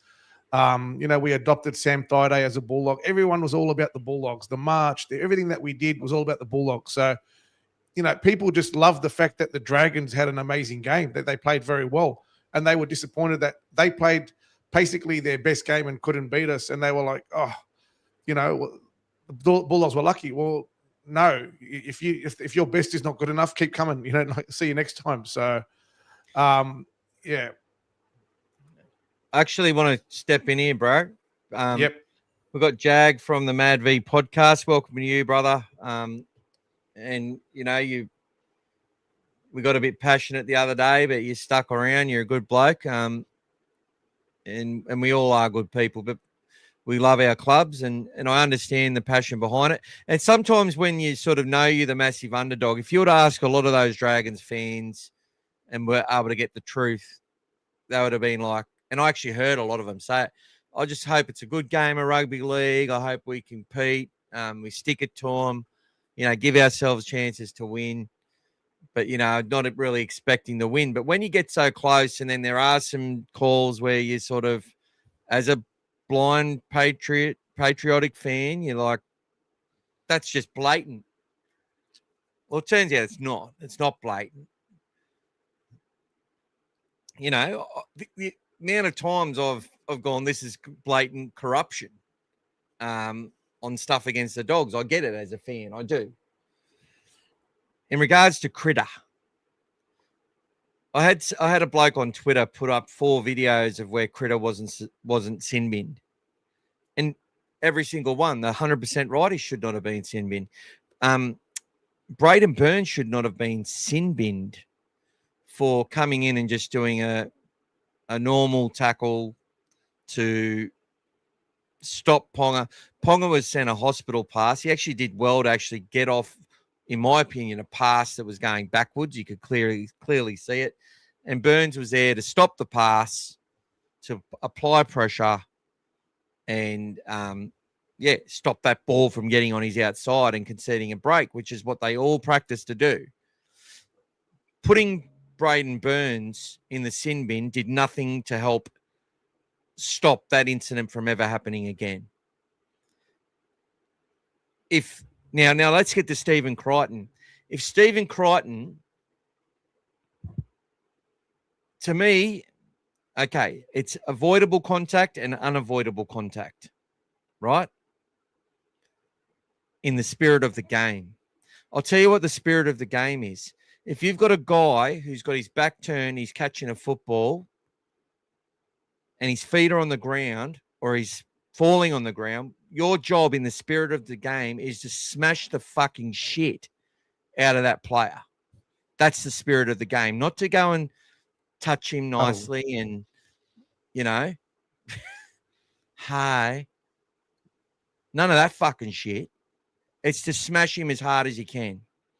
And Stephen Crichton gets lower than any player in the comp, in my opinion, with his technique. He bends his fucking back and his knees with great technique, where he can sum things up quickly. And look, it went a little bit wrong. This onus on the defender bullshit, it needs to be wiped out of our terminology completely. Tino puts his bumpers up, knocks Marnie out, knocks players out. There's no onus on him. There's no onus on the attacker to knock people out with their body, okay? Right? With part of his arm. but the onus is on the defender. No. If you commit foul play with a stiff arm and try and hit someone in the head, that needs to be rubbed out and suspended. If you launch yourself out of the line like Superman, like Suoli'i, with your eyes closed, you've run out to hit someone, and they've slipped into it coming towards you, that's bad. If someone's facing the other way and you've launched, for starters, the impact's only going to be generated from Critter. So there's only impact is from him. He didn't go to the head bin for starters. Now, Ponga in the other game should have been forced to the head bin once the sin bin was happened. That's got to happen, right? That was a mistake. In this situation, they're less than a metre off the ground. Now, when Reece Walsh on his knees hit someone in the head with his shoulder and didn't get suspended or anything, that was like more avoidable than what Critter did. Critter is just hitting a bloke that's caught the footy and he was low. I could talk all night about it. Go to the RTS one where he actually did get suspended on a downgrade, but wasn't sin binned, and the Warriors lost the game and they blamed it all for us, right? Critter was with Jacob Preston. They move laterally. You turn your shoulder in. So you move like this into a box from this side to this side in a block play. Put the shoulder in. RTS is running at his normal height. He gets hit in the sternum or in the chest. He steps, falls into the shoulder. He's actually generated the majority. RTS himself generated the majority of the force onto his temple, right? Because he was falling and moving forward, whereas Critter was more lateral with a slight little oof. And look, that little pump with the shoulder fucking would sit me on my ass. I'm not lying about that, right? Okay? Let's not make any fucking false claims about that. But when all these things, then there was the one with Teddy May. In the wet, rain everywhere, terrible conditions. They've fallen over. It was low and he hits him high. Mitigating circumstances, not sin bin, penalty. That's enough. They brought in mitigating circumstances because we started petitions. You know, people like Andrew Johns actually focused and used the right wording after that it became too much. After years of this shit, right, which has turned fans away from the game, we started petitions because we said there's things that the game of rugby league will make you punch drunk. You cannot protect people unless you change rules which reduce the amount of impacts that can happen. And the only way you can reduce it is to stop collisions from kickoffs or give teams an option where there's not going to be an off-the-fence run, which has reduced the amount of concussions. You reduce concussions only through rule changes, not through telling people that when they're standing there and someone falls into their shoulder, that that the onus is on them for the accident. No, it's not how it works. It's not like insurance and at fault versus not at fault and all that sort of bullshit. Yep, give the penalty. You hit him high. Like in AFL, yep, you hit him high. No, you didn't mean it. High contacts are always going to happen. Can't stop them. And the kid out in park football risks no less. When Gas is playing on a weekend in a senior game, there's no camera on it. He accidentally gets hit in the head. No one saw it. The ref didn't see it. The linesman didn't see it. He gets up to play the ball and he falls over. He's got concussion. Oh, he must have been hit in the head somewhere. Oh, who do we blame? Well, we didn't see what happened. We can't blame anyone. We watch a video. It's only from one angle. I can't really tell. It's not. Those incidences aren't going to stop every week, people. They're going to happen 3,000 times a week all over the world. Kids are going to get hit in the head. Our great game produces head knocks. It's just the way it is. Unless they change rules, which I don't want them to fucking change rules, believe me. But sign some waivers, educate people. Look, and I feel sorry for people who have played the game, but there's fans of our team that have only ever played park football who can't put two words together because were that determined to. It's like boxers who won't give up fighting. These are some of the choices they make. We can't hide behind it or lie about it. We can only try to make sure that we look after people when the injuries occur, and we make sure that we enforce laws properly when foul play does happen. I'm sorry, what Critter did should not have been sin binned. He should have been penalised, yes, 100%. He got it wrong a little bit, but there was mitigating circumstances. Sue was falling at the same time. It was low off the ground. End of story. If it had happened to our player, I might have yelled out, though. Just to be fair, I might have yelled out, fucking send him off. Sin bin him. We lose the game by a point. I'd probably go have a big whinge, and then I correct myself later and say, we weren't good enough to win it. We had the chances. We did not win it. That's our fault. And our coach needs to say publicly to everyone, yep, some calls went against us. We've had calls go for us. I've won a comp. I know how that game works. I'm proud of my team. I'm proud of everyone who come. The Bulldogs should be proud of their team. And we lost. If we want to beat the Bulldogs, we nearly got them last time. We nearly got them again. And we have to do better if we're going to beat them once more. End of fucking story. Grow the fuck up. Right? That's it. But I understand the passion when we lose. I've sat there and said, wanted to start petitions against refs and all this sort of shit. I've done one of my biggest videos is on Jared Sutton. And it says, does he love South Sydney or does he hate the Bulldogs? And I'm pretty sure he doesn't like the Dragons either. I think our best winning percentage with Jared Sutton is against the Dragons, which might tell you something considering the thought that he was a member of South Sydney. So maybe we're onto something there, but whether it's unconscious bias from him, I don't know. But we definitely copped it way too often from him. But outside of that, I hate most referees.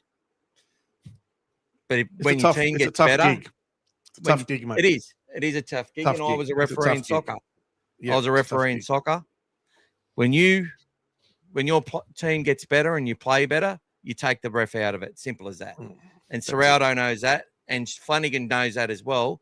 And instead of fucking putting his team and his club first, he's tried to keep the fans on side and keep everyone on his side.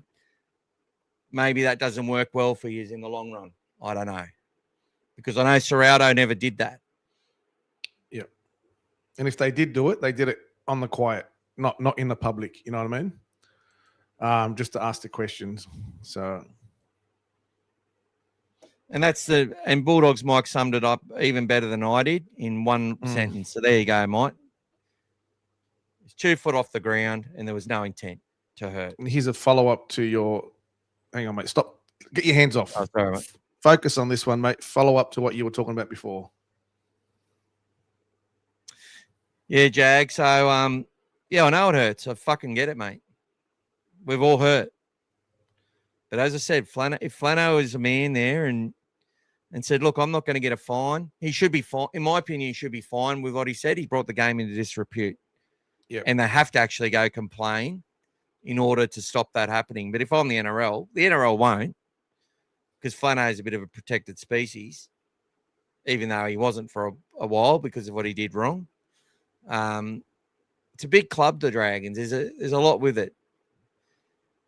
But in my opinion, we have our Dogs fans do the same. They want petitions. They want the club to get a $20,000 fine. I've said it before, but when you listen to the people from within the club, they quietly go and speak to the NRL, because you know why? Ricky Stewart's people like Ricky Stewart, their winning percentage with certain referees that they've complained about gets actually gotten worse, and the more they've gotten fined. And that's a fact, right? And then you've got the Bulldogs. Bulldogs aren't going to waste money that they can invest in players and in junior development and all that sort of shit just to make fans feel good about the fact that we've been ripped off.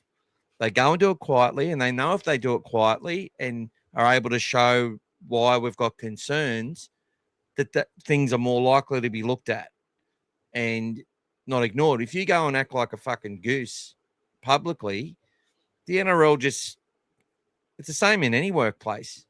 You go and act like a big loudmouth neghead goose about all your injustices, you just get, people just switch you off. They don't care. They don't listen. What you got to do is you got to go and do it the right way. And I just don't think the Dragons did. And the Dragons are just trying to play this because they know they haven't made the finals in a long time. They know that the fans are just starved of success from this great club. And they've had some really good players and had some good starts to seasons and all that sort of stuff and fallen off. And they hate the Dogs as well. Of course they will. We're massive rivals. So, of course. But in my opinion, I think they haven't put the club first. If you word it the right way and say, okay, yep, we'll take it this time. We'll take it like a man, and we'll go next time. And they won't have the opportunity to beat us like that, because we'll be better. That's it. That's how I think it's got to be done. I think Serrato's taught that lesson to the Bulldogs. He rarely whinges to the refs, and he's always able to explain why. What's up next, bro? This is following up on what we spoke about earlier from Bulldog Mike. So Woods was interviewed by Brenton Speed and Justin Horror at the watch party. He is immature. He's got a good head on him, mate. SST Cup. The Kennel fans are a little bit toxic. You want to see gross toxic, go to the Kennel fan. So, yeah. Yeah, the kennel.net, very, very toxic place to be. Some of the most disgusting rumors started there as well about players on other players, and just absolute fuck sticks. Some people aren't even Bulldogs members get in there and start rumors and have them circle back. There's also media who gets in there as well.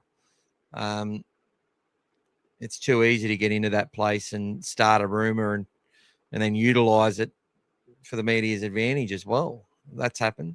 Seen that a few times. So yeah, you got to be careful. Social media is a place where if there's no juicy stories out there, they'll go and find them and make them up. Evening, Scotty. Good to see you, Scotty.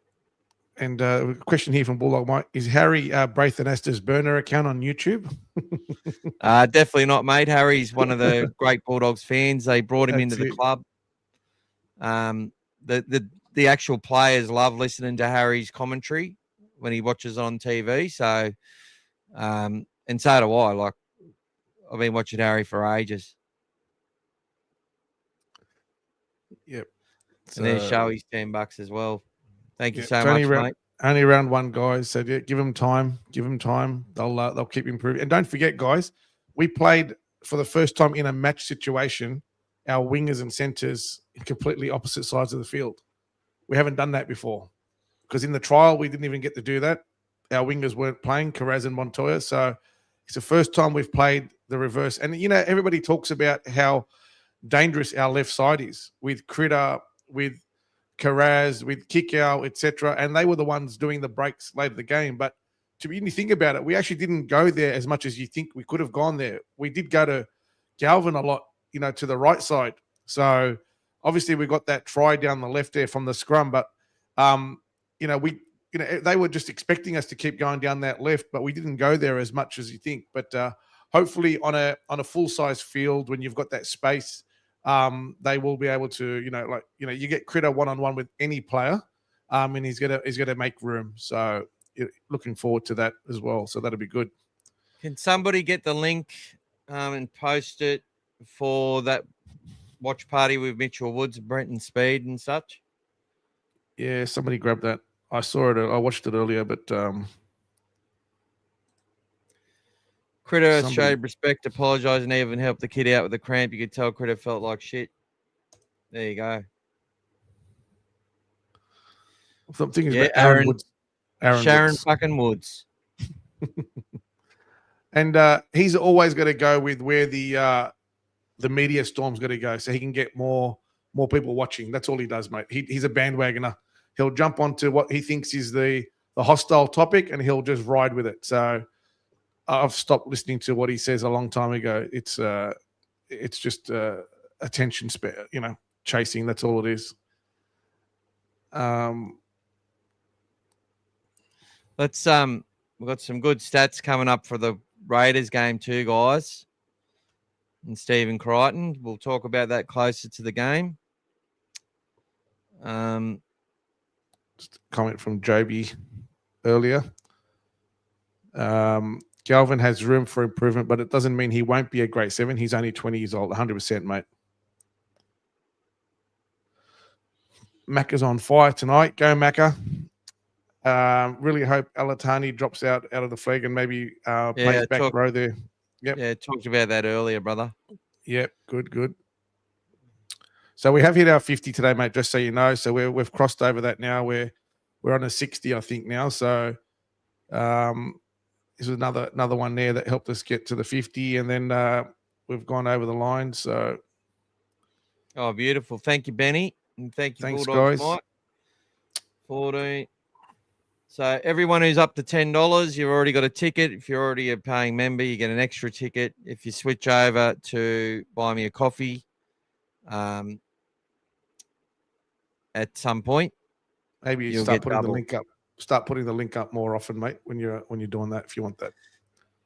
Yeah, I'll put that up next week, because I really want to fix up the membership tiers on that first. Yep, no worries. People can go and give one-offs there at the moment. Joby had a comment back for Jag. So he's saying Dragons had some ill discipline, giving away penalties when they had the ball, etc. So that cost them more than any decision did. So I agree. It was they were victims of their own sort of doing as well. They did try to play a very sort of aggressive game. We spoke about it on Sunday night in the post-match review, where the Dragons were the instigators of a lot of action, where they were trying to, get the game fired up. And a few of them, if you look at it, there was actually nothing in it. Like, Kickout was coming in and taking out the halfback just as he passed the ball, and the ref was just saying, go back to and play the ball, guys. So there was nothing in it. But they would just come running in thinking, if we start this brouhaha, we'll get a penalty. But it was just more about them, having a game plan to go out there and upset us and be aggressive and take us out of our comfort zone and take us away from our game. But in the end, it actually worked against them, because they were giving away penalties with the ball. Like you saw, big shove in the face of Preston. For what? Those silly things like that, they kill momentum. Yep. So you have to have controlled aggression, guys. And I think, if you're going to keep doing that to some big teams, it's okay, but you need to have the controlled aggression. But look, it's great for the Dragons to do what they did the other day, as in the way they played. But it's how they respond to this now, and how they come back, and how they keep playing for the next few weeks. Like Michael said, 8 games last year they lost within 6 points. 8 games. And they finished 15th. So they were way down after all that. So they get some of those wins, they brings them up, and they start knocking on the door of the 8. But if they keep putting the same effort in, they're going to get a lot more results, because generally they do win games against tough teams. They've got a big challenge next game. They got Melbourne Storm at Wynn Stadium. So they've got a great opportunity to say, hey, what we tried to do against the Bulldogs was not a fluke. We're a good team, and we're going to show that against the Storm. So let's see how they go. But, Yep. Timmy says, hence what? Benny said the Kennel Forum drove me here. Negative shitheads. Hence why. Welcome. And Timmy won't be watching the new footy show on Channel 7 with Woodsy. I'll probably watch it, but see what happens. It'll just make me angry, I'm sure. Bulldog Mike said it's about 62 minutes, 30 seconds in. So what was that thing, Gas? Where was it? What? Look, somebody took a snippet of the actual of that whole chat that he did and posted it on a feed somewhere. So I saw that earlier. That's why. So when we finish up, if you want, I can find that. If you want, if Harry, whatever, if you want to message me, mate, I'll send that over to you. Andy says Raiders will be more dangerous than the Dragons, in my opinion. We have to step up. Yeah, we always have to step up, mate. And look, they'll have the benefit of a couple of games getting their combinations going. We've sort of gone and had that one off. Now it's a reset. We start again. I'm not making excuses, but I will be giving the Dogs a little bit of, latitude when it comes to their development over the start of this season. I think it's wonderful in terms of our 27 rounds and what we're going to do in order to set our season up, but it may come at the cost of a little bit of fluency and stuff. But that's just normal. Like, it's, as I said, we're not the Panthers, but we've got a system that the Panthers are really good at. In many ways, we've got our own elements now. We've got our own DNA and identity, but it is a defensive focus, and the attack evolves through confidence and through execution over the year and muscle memory and whatever else. But once you get that confidence in your defense, that you know that anyone who walks in that system is going to do the job, it just saves you so many tries. It just works so well. But yeah, it's going good. We're on track. Things are happening. And don't forget, Raiders got their pants pulled down last year in that second half when Critter turned the afterburners on. They will have that game etched in their minds and in their brains when we go out. So they will be ultra desperate to make up for that game last year where we absolutely destroyed them with the big score in the second half. So yeah, don't think that it's going to be an easy game. But Andy, you're saying we need to step up. We actually stepped up this week. We did what that was a great round one performance. Last year we did the job against the Dragons, but our record in round one over the last how many years hasn't been great. So to get a win, get the pressure off, because could you imagine the pressure we'd be under now, just from the media, just from everyone? Everyone be jumping down Galvin or every single player they can imagine for anything that happens with a loss. That's it. And it's going to happen. Whenever we have a loss, it's going to happen. They're going to be throwing things at us. It's just what it is. We're on track to get 40,000 members. That's members on track. So we have one of the biggest supporting bases in the country, especially for a suburban team that's surrounded by other teams. It's massive, guys, massive. We're not Brisbane, who've got a whole state behind them. We're just Canterbury, Bankstown, and our supporters are everywhere. So we're passionate, and we've shown that in everything we've done over the last few years, now that we're back into success.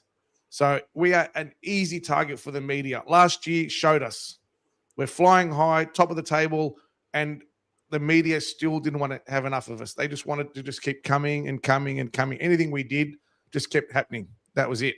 So it's going to continue happening, guys. Everyone's going to be targeting us, but we need to be stronger and bigger than that and just keep watching the bigger picture. And that's why, obviously, what we try to do here on All Things Bulldogs is we try to give you all the aspects, all the stories, and take on board all of your amazing comments. Even today, all the constructive comments, all the positive comments, it helps us put the big picture together, guys. It's like, those big puzzle pieces we're just putting in there. And hopefully when we finish the season, the puzzle is going to say 2026 premiers. That's what we're looking for, guys. So we're all working together to help. Everyone's putting their pieces in. So that's the goal, guys. That's what we're chasing. We want to stop this sort of, run of years without a premiership, and we want to get the result. and we're focusing on excellence as Seraldo and the team are doing. And all of us, we want to see great games. We want to see great play, but we have to also appreciate that it's not going to be perfect to get there. Teams will upset you. They'll play the way that the Dragons played. It didn't help us. The field size, everything else didn't help us, but we still got the job done. That's it. Against the Raiders, it could be a different story. More expansive. It'll be a Thursday night game. They'll be desperate. That'll be their third game of the year. We'll be coming off the long break. So, it might take us the first half. Might be clunky. Who knows? Second half, we might kick in again. Who knows? Because we've got the fresh legs. So, similar to the finals, the team that always has that week off in the prelim, they usually make the grand final. Let's hope that comes into play for us as well with that bigger break. So a lot of good stuff there for us to. Andy's saying the Raiders are quick around the ruck. Yeah, look, they've got a lot of nifty players that have got a lot of speed as well. So they are going to be a dangerous team. And we will be playing the Raiders twice this year, Timmy. And yes, we do have a lot of supporters in Queensland as well. Especially, we've got yourself, Andy. We've got the Dogfather. We've got a lot of supporters. Whenever whenever there's a game on in Brisbane or in those areas, you do see a lot of strong support. Even in New Zealand, we've got a big supporter. Everywhere you go, the Bulldogs have got big supporter bases everywhere. So it's great to be part of such a team that has got so much diversity in everything they do. So. Again, I'll go back to what Seraldo says. When you first walk into the Bulldogs and it talks about the family clubs, unite and inspire. It's like something that is just something that you have to think about it in the big picture. It is about the whole big picture for us and everything that we're trying to do and achieve. So the Bulldogs, for me, it's in our DNA. Like if you're a Bulldog supporter, there's nothing else like it. It's an amazing journey to be on, and there's so much passion, and we're all going to ride it, guys. We've all suffered for quite a few years, so we're all riding this wave of success right now and looking for the finish line. We want to see that premiership. Some of us have been fortunate enough to experience it multiple times. Others haven't. So there's no feeling like it, guys. I can tell you now, there's no feeling like that jubilation and that exhilaration of winning a grand final. For your team that you love and support. So however we get there, I really don't care. I trust the coaching staff and all 50 coaches that we've got. Seriously, the coaching staff, the team that they've got, I trust all of them, the support that they get from Gus, all the players that are doing what they have to do. It's, the journey they're on, it's to get that result for us. So they did that for us at Vegas. They got the result. They didn't want you to fly home in a negative or even with 1 point. They wanted those 2 points and they got the job done. So that's it.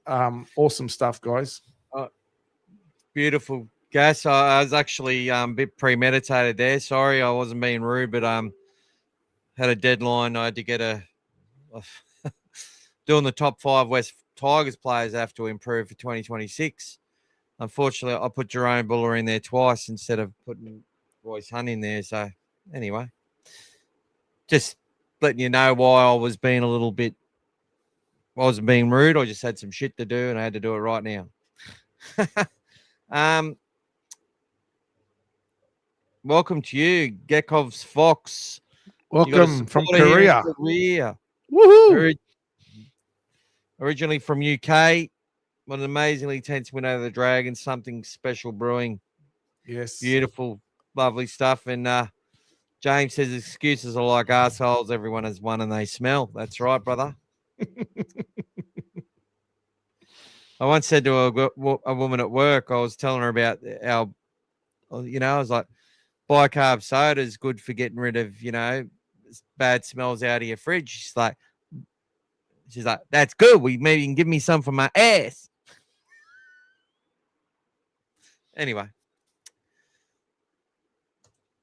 she was from France or Mauritius or something. Mike, sorry for being late. He's training on Tuesdays, and he started playing rugby league a couple of years ago or last year or something. I think he was thinking about trying it when we were talking on the podcast maybe 18 months ago. The Dogs game is already game of the year, by the way. 100%. Game of the year. We got it. we got a special request for you, Michael. Got to stop farting when I walk. No, that's just me, buddy. That's just me knees crunching, mate. But did you actually? I actually did do one yesterday, I think, while I was on the walk, knowingly, and I didn't know that. Maybe I commented on it, did I? Or... My son didn't come with me today, and the dog wanted nothing to do with me, so I went alone. We walked our 5Ks before we come on, so I'll look next week, guys. I reckon what I'll do is half of the chat money after taxes will be a donation, combined donation towards veterans' mental health. So that'll be good. We'll do that. And everyone will still get their tickets, and it'll just count as the same thing. You know, you get your entries into the draw. You get multiple entries, which makes it fairer for those who want to pay for multiple. Obviously, you know, a jersey costs $151 or something. One of these Vegas ones with the names and that. So, you know, if you want to spend $300 to win it, go for it. I've seen people do that before. Andy's laughing. Matt Johns thinks we'll be in the grand final. Well, there you go. Good old Matty, eh? Try and take focus off his Knights. You want to go through some of the Raiders stats, mate? Look, I'm going to do that for the Raiders game. Yep. Okay. Yeah, we'll keep those up our sleeve. It's just some critter stats. Some critter stats around the Raiders. So quite dominant as well. And, you know, in every season that Critter has played, he's got a positive win-loss ratio for the season. Even Cleary doesn't have that. Wow. So every season that Critter has played, he's got a positive. There's only one season it was 50%. Everything else has been way above that. In his first season, it was only 50%. He only played 4 games. But every season he's played, he's got a positive win rate. So he's a winner, guys. And one other thing I'll talk about, guys, that I saw a lot of negative comments about online as well. Josh Curran. Josh Curran was deliberately kept back off the field until they absolutely knew that they didn't need to replace someone in the back line or anything else. So he was that extra player that they kept. They rotated the 3. If you notice what they did, they played some of them for longer minutes. So, you know, Satilli played longer minutes. You know, Kurt Mann even played longer minutes in that middle section. So they kept that going, and they only brought on Curran, and mainly they brought him on just for his defensive aggression in the final sort of 10 minutes in that golden point. And I watched him again when I looked at the game to see why he didn't sort of take any run-ups. He was playing on the fringes a lot, and they were taking a lot of those runs up the middle. So, yeah, he probably could have come in looking for it just to, you know, help a bit, getting them running off their line. But he's an important part of our team, guys. You know, he's played in the last 3 final series, 2 with the Bulldogs and 1 with the Warriors. They made the prelim there as well, you know, 3 years ago. He's a winner, guys.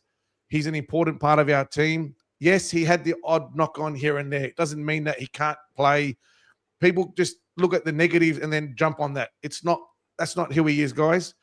He's a great player for us. He's going to be an important part of our team in our 19 all year round, until we feel like there's someone better than him. You know, if Leo's back and you know, find it, you know, what's his name, Finau Latu's back, and all these things. If that happens to be the better option, but until then, Curran is a great option for us to have. Very reliable, can play in multiple positions, can play big minutes, and he's got awesome effort every time he comes out, guys. So he's an important player for us. And yeah. And the other thing is, you would have seen Critter's game the other day. I spoke about it a lot in the podcast last week. Based on the trial form, we could see how much fitter he was, and we could see how much effort and energy he was putting into his you know, runs from dummy half or even runs off the line, and his run meters showed that, guys. He wasn't doing that last year. He was obviously carrying injuries last year and playing more cautiously. Being strong in defense, not in attack. But he actually stepped up, and you're going to see him get a lot better doing that as well. So balancing out that back line. Our three. Look, could you imagine Carraz and Montoya have not played a game this year with the team and have been carrying, soft tissue injuries, and they both step up there and do 278 and 244 meters respectively. Like, I don't care who you are, what you are. That's an outstanding effort for that. And both of them playing effectively on opposite wings than what they're normally comfortable doing. And if you notice when Carraz scored that try, he landed heavily on his shoulder that he's actually been injured before. And you saw that he got shook up a bit with that. And he continued playing, guys. He continued putting in the effort. So, yeah. What's Timmy got? What Timmy got? He hates the smell of the bulk waste bin juice, especially when garboat trucks collect an apartment building and the smell. Yeah, mate. It's not ideal, mate. Thoughts on Hayward, Mike? We had a good chat about Hayward earlier, and we also spoke quite a lot about him in the post game on Sunday night. I thought it was outstanding to be able to play 90 minutes, pull off 55 tackles for the game, get to dummy half 135 times. Everything he did in the game for me was exactly what they wanted from him. Even his passing off the deck, he was getting more comfortable with. Everything that he did for me was outstanding. And the final moment when he hit that pass to Critter, 20-meter pass straight into his hands, gave him absolutely nothing else but just to kick that field goal. That just shows you the level of maturity and fitness that he's got. And we said it when we went down to training a few times this year and we watched the guys. He was looking the goods, guys. He was looking the goods. And he's only going to get better. So what happens now is this. More game time, more match fitness. When I say match fitness, it's one thing to train, another thing to play. As he gets more confident, he'll start to expand his game. Don't expect it overnight. He'll expand his game. He will do the odd run out of dummy half. What that will cause is it'll cause the opposition to be more aware. Even if he does it once or twice, the opposition will be going, oh, is he going to run out? So they'll start focusing on him, and it'll create more space outside him as well at times. So his game will keep expanding as he goes. So I thought it was fantastic. G'day, Amir. All right, mate, look, Connor Tracy is playing fantastic, mate. Best player for us last year. Again, played an outstanding game. Didn't make a mistake other than obviously a poor choice of pass. Didn't make a mistake in the game, was extremely solid. But for me, he's still our best option for number one. And it's too demanding a position for Critter to play consistently every week. So maybe one day, but you never know. When you got someone as good as Mao Meninga, or when you got one of the greatest centers of all time, maybe you just pay them a bit more and make savings in other places like hooker. So there you go. Elvis Hughes. So that was that Sam Hughes was dressed as Elvis? Was that Sam Hughes dressed as Elvis in the change rooms? Might have been. Or was it someone who just looked like him? I actually thought it looked like Sam Hughes, but I just thought it was someone else. James saying the only one I thought had somewhat of a bad game was Hughes with the brain fart he had on Gutherson. Look, I've got two ways to look at that. All he did was just step like himself towards him. But don't get me wrong, Gutherson knew exactly what he was doing. And if he had, let's say that was the try line wide open, no one there, Gutherson would have ran around him or made sure he got past him. He knew exactly what he was doing, guys. This is what they do. This is what Gutherson do. If you watch him enough, he knew exactly to run into him and fall over and cry foul. Like if Hughes actually stopped moving, Gutherson would have hit him anyway. Exactly. Like he would have tried to hit him, but that's why James is probably right to suggest that. What was he thinking? I sort of look at it and go, well, maybe Sam's not thinking too much. You know what I mean? Yeah, he didn't But, do too much wrong there. Yeah, yeah. but if Sam was a smarter human being, I think maybe he doesn't do that. Like, he's not going to turn around and let him go through. He's not going to turn around and let him go through. Yeah, yeah. You're not going to open the passage for him. He just didn't have to take that step. That's it. Move his shoulder. That's it. He just had to. All he did was brace himself, but he could have just done it on his position, not move forward. That step, half a step. And you don't do that when Gufferson. He should know when Gufferson's there. Exactly. You don't do that. You're giving away the penalty. Yeah. Exactly. So there you go. He says you looked a bit underdone. Look, I think there was a reason that Galvin kept passing to Hughes in the trial because he was giving him runs to get him fit. He had a lot of injuries last year, Sam. It's what people don't know. I've talked about it enough, but he had a lot of injuries. Kraz is destined for New South Wales blue jersey. What a player. I think dead set, yeah. Oh, and how many times he is a massive Elvis fan. There you go. How many times Kraz runs with the ball? You know he's going to offload, and you cannot stop it, guys. That's it. You cannot stop it. And every time it comes out, it's a beautiful, graceful pass to the guy standing behind, and off they go. You know what I mean? It's he does it so well, and even Kikau, both of them do it so well. It's not a forced. There was one that he did force out. Kraz came out along the ground. They were fortunate to get away with it, but yeah. And Mike, yes, we did mention that earlier, mate. His 278 meters was the best for any of the 6 games that have been played in Vegas. And also, I think you will find that a couple of our other players were also in that top 5 as well. I think only second place was the other player. Yeah, it was silly to step into Gufferson. Yeah, it's because that's what he gave Gufferson exactly what Gufferson was playing for. Exactly. Yeah. Yeah. And you don't have to give them much. So that's it. I know we probably talked a lot about wankers and that in the media and that, but the two that I really want to point out and the things that they probably don't even realize this, by the way, but these, when they come out after a game and you got Michael Carianis and you got people like Dan Ganane, who have basically created a narrative that Burton and Galvin had time together at the end of the year and they failed. And that's why we failed in the finals, which is basically what they've said. It just needs to be, you just need to know it's not true. None of what they've said is true. Ganane tried to make this thing out that Galvin didn't run the football for a period there. He's actually never played a game where Burton's run more than him in meters or in actual runs. And he's actually had to make more tackles than Matt Burton in nearly every game he's played as well, because teams are going to target him, of course.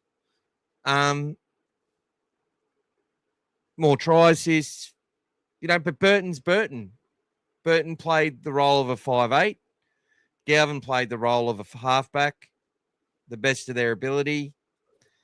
But they didn't get to play half and 5'8" in the run home. Okay? So Dan Ganane, Michael Carianis, and all these people who want to keep talking about that. We nearly beat Melbourne without Stephen Crichton. I'll keep saying it for people so they remember. I know Neely's not good enough, right? We failed. Our halfback who came on and played half did some really good shit and then made a massive mistake when we were on our knees and put the ball out in the full. That's what happened. And they know it. We know it. But not everyone seems to know it or wants to know it. They just want to blame Galvin and Burton. Burton was playing centre. Not because he's better at centre, but because he's one of our best centres in our club. That's why. He's like our second or third best centre, but he's also our best 5'8". And, yeah, it happened in the game before. Cherry got injured early in the match. We had Montoya leave. We had Tuala go down in another match. We lost our captain, right? As I say, take that best player out of your team. You're not winning. You're not beating Penrith without your best player. Sorry, you're not. Penrith. You take Cleary out of Penrith that day, I don't think they win. I think they lose too much confidence. I know they got the system to win. I know we have the system to win, and we've developed our system to be able to win without Crichton. We beat the Broncos without Crichton that day. We smashed them. So that's what I want to finish on. Like, understand, they remember things in their brain which aren't true, just like we all can and we all do. We're all human, but don't allow them to sit there and tell you bullshit. Yeah. Burton and Galvin weren't our halves in the final series or in the lead up hardly. We were dismantled. We were disrupted by injuries on the field, not by the inclusion of a young kid who we're building for the future, or our hooker that we put there who's just worked his ass off. Okay? That's all I've got to say about that for the next few minutes anyway. So here he's talking about considering Carraz isn't overly big, he's strong in the post contact. Surprisingly, he's very elusive and awkward. Yeah, he's elusive. Good word. He's gangly as well. Gangly. Yes. A bit like Preston. Yes. He's a bit gangly too. So Brian's talking about Origin here, guys. So if they're doing the 19, hey, stop pressing, will you? Get your hands off. Stop. Get your hands off. Stop touching. Brian's talking about here the 19. This guy, put him in the bin, guys. Yeah, you're gone, mate. Have a breather. Talking about Origin, guys. If they're doing the 19th man as well, then yes, probably Berto and Carraz will be 18 and 19, which hopefully they don't do. So Dan Ganane's made his name off his father. And here's a great comment. Really wish Ray Warren was still commentating. Yeah, I still think he's the GOAT, mate. Sorry, but Warren. Maybe Gus watched us one day and we were giving shit to Matthew. Like, I'm kind to Matthew. I watched him when he was on Fox Sports where he went over the 9. But Matthew. I think what would help Matthew if he didn't try to fit in 17 words into the last mention of a try. Like even Critter's moment. When I watched it on Channel 9, it's like he ruined it. I'm sorry to say that. Like the way he commentated it, Vossi nailed it. Vossi fucking nailed it, right? He doesn't always nail it, Vossi, but he does it a fair bit. Matthew didn't nail it. I'm sorry. He said about 15 words before it went over. That just made no impact. Did not inspire me at all. I'm sorry. The world's got a lot of bad shit happening in it.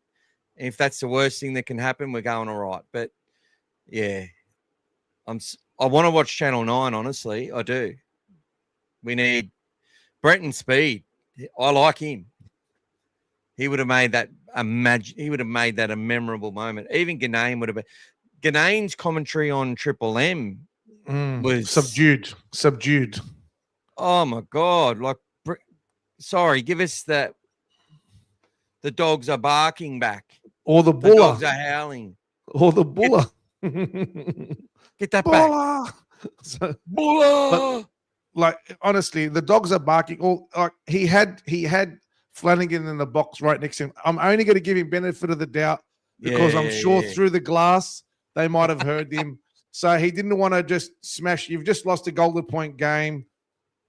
Professional courtesy. I'm going to give him benefit of the doubt that he reined it in a little bit and still called it, but didn't look. You looked and you could see Flanagan and the coaching staff. Sounded like someone that had 84 grand on the Dragons to win and he lost. That's what he sounded like. Yeah. So people like Cooper and Matty both believe will be in the grand final. I've actually been watching a lot of YouTube videos and a few people. Well, look, it's mate. I hope you're right, mate. It's the start of the year, but we got to keep growing and keep learning and keep developing. But the big test for us is going to be when we start to play the Penriths and the Melbournes in these games. Really another big test early on. Obviously, we got Canberra early on, but we got the Rabbitoh game will be a massive one as well. They've got a great team, and that's going to be a massive test for us. So I'm looking forward to that. Just so you know, Amir, I've got to do a quick rundown on the Jersey flag because I forgot. But there's Harry Hayes at the back. But Harry Hayes did have a great game. Job. Harry Hayes did. When you don't know if players there, sometimes that's it. That's because they're doing such a great job. 100%. And I suppose that talked a few times about Cooper Cronk. Sometimes it was the fact he wasn't mentioned as the main man a lot of the time, which is why he was so good. And Brian says Warren definitely the GOAT, and not a huge fan of Aussie, but love hearing him yell out Wilson. Wilson! Yeah, give me Bretton Speed. Like him. I think he does a bit of the soccer as well. But look, let's get through this Jersey flag side because Harry's probably not watching now, but he was really hyped up about Raymond Peru. He's been named at number 1. I think Harry was asking who you support in the Premier League, mate, as well. I generally go for teams with lots of Australians in it, but Michael Nasser, Hamish Wilson, Eamon Fitzgibbon at centre, Sheldon Haywood, Latrell Thing, really good talent, Latrell. Bronson Rubin's been doing some good stuff. David Leota made the extended bench for Queensland. Bailey Myers, our player of the year. Patrick Carey, Chase Patterson, Sasefu Finau, I think he's got a huge future. Bud Smith, Jason Smith's son is the captain. Zane Walker, Alvin Chong Ni, Lincoln Cliff, and Malachi Filippo. The head coach is Josh Jackson. So lots of talent in that team, and they will get some reinforcements, I'm sure, when some more experienced players are actually named to play this week that weren't originally named in that 17. Todd and Underhill on the bench for New South Wales Cup. What's doing there? Well, that's good. That's good. They're not ready. So Jack's only just coming back, and Jack Underhill is another one that they're preparing for the long haul. So there you go. Yeah, and there'll probably be a lot of change. Probably be a lot of changes for that team, before game day. There will be a lot of changes, Scotty. But guys, we need to go. It's been a long 2.5 hours. Very passionate, direct chat. But before you go, you need to do a prize draw for tonight, mate. Oh, fuck. Sorry, I've nearly finished writing it up too. I've put everyone in to who's qualified so far for a ticket. So we got Lucas, Andy, Brian. I agree, Brian. Yeah, they will be a very tough team, the Bunnies, this year if they stay fit 100%. Not long for me to go. Showy, sorry, I forgot. I think your name's Sean, isn't it, Showy? I've added you as a friend. And James, Benny. What's your prize for today, mate? Well, guess what, guys? Our person who won the Jacob Preston number plate has not come forward. No reply email, nothing. So snooze, you lose. Oh, if they get in contact with me, I'll fix them up with something. But I think it's a really good prize. So all right, looks like that's the prize for tonight. That's it. It's your choice. You can have a Jacob Preston or a Josh Adokar one. You want to show us, mate? You want to hold it up? Show me the money. I've had it for a Whoa. couple of years or over a year. Spin it around. Oh, it's just made out of metal, mate. Oh, I had it around the wrong way. Sorry, bud. It's all right, mate. There you go, guys. The Fox. That's how fast it is. You couldn't see it. So, had them made up. They cost me about $30 each. For a local printer in Newcastle. Is that everyone? We got everyone in there. Let's get this up. Come in, spinner. Thank you again, guys, for all your support. It all makes a big difference, guys. It always helps to allow Michael to continue to bring us this amazing content. I'm hoping everybody enjoyed the full week we did last week. Was that something enjoyable for everyone? I think we did like well over 16, 17 hours of coverage for the week. Every night we were on making sure that everybody was getting their fix on Bulldogs and getting ready for the game. So, and then we obviously even put together a post-game show as well on Sunday. So thanks a lot for your support, guys. You know, we wouldn't be here if you guys weren't here waiting for us on the other side. It'd be amazing. All right. Are we ready to go? Let's do this. We're going to spin it.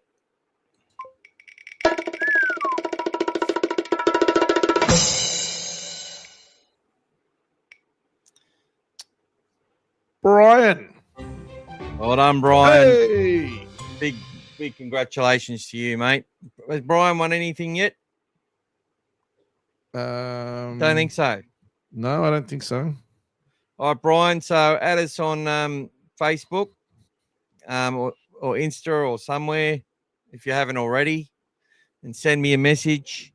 Send it to the Dogfather on Facebook or send it to Michael Jeffrey, and I'll get your details and we'll get that mailed out to you. It's your first time. Beautiful. Mate, well done, mate. Congratulations. And also thank you for your donation to Walking for Veterans. Really appreciate that, mate. Timmy's enjoyed the week. Appreciative of the content. Beautiful. Had a great time last week. Met a lot of new fans as well. New Bulldogs fans, not my fans, Bulldogs fans who just want more content. And everyone's saying thank you for the night too, mate. You all make the night. Thank you to everyone who put their opinions out and aren't afraid to say what they think.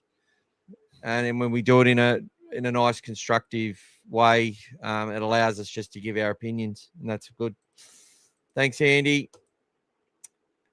100-0 for the Dogs against the Raiders. Well done, Mike. And he asked a question about Tay Cochrane.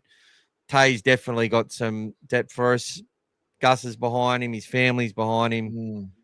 He's got a bit of work to do, obviously, to keep going, but he's showing the right signs. Obviously, he's got all the attacking now. So it's now about making sure he gets that defense and fitness and that he's ready when needed.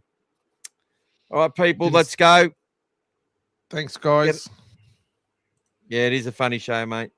See you if anyone's going to Belmore on Saturday, we'll see you down there, guys. Come and say hello if you're down there at Belmore.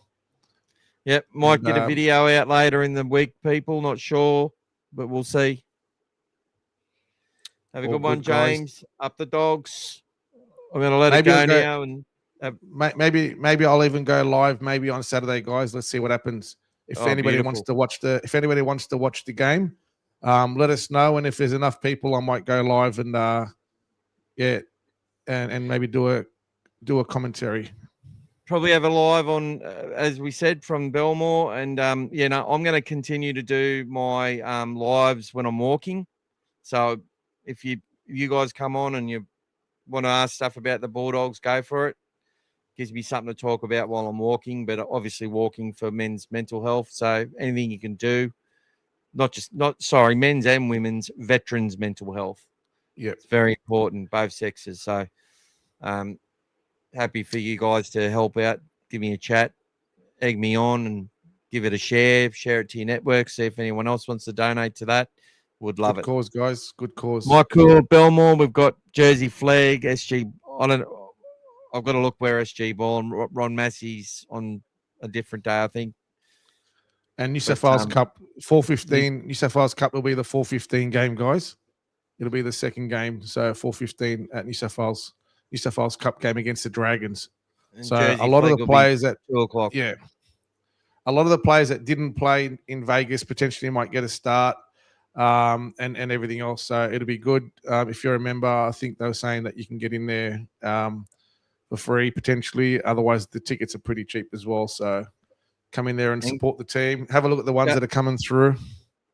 Go find the Don't Break Defence Out flag and go get a photo with Gas and post it up on our socials or send it through to us. We want to see it. All right. Plus, it's good. Make a friend. Go and meet Gas. He's a legend. Come and see and Aki as well, guys. Have a good night, everyone. Thanks, guys. We'll talk to you shortly. Go the Dogs. Go the Doggies.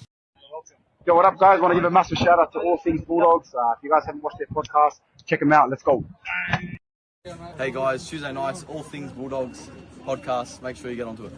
Go the Doggies. Shout out All Things Bulldogs. Every Tuesday night, mate. Every Tuesday night. All Things Bulldogs, mate. All Things Bulldogs, YouTube, Tuesday night. Tuesday night. That's it. Every week, mate. All Things Bulldogs. Big shout out. Up the Doggies. Every Tuesday night we do a podcast, mate. Our biggest supporters, mate. All Things Bulldogs. Yeah. Josh.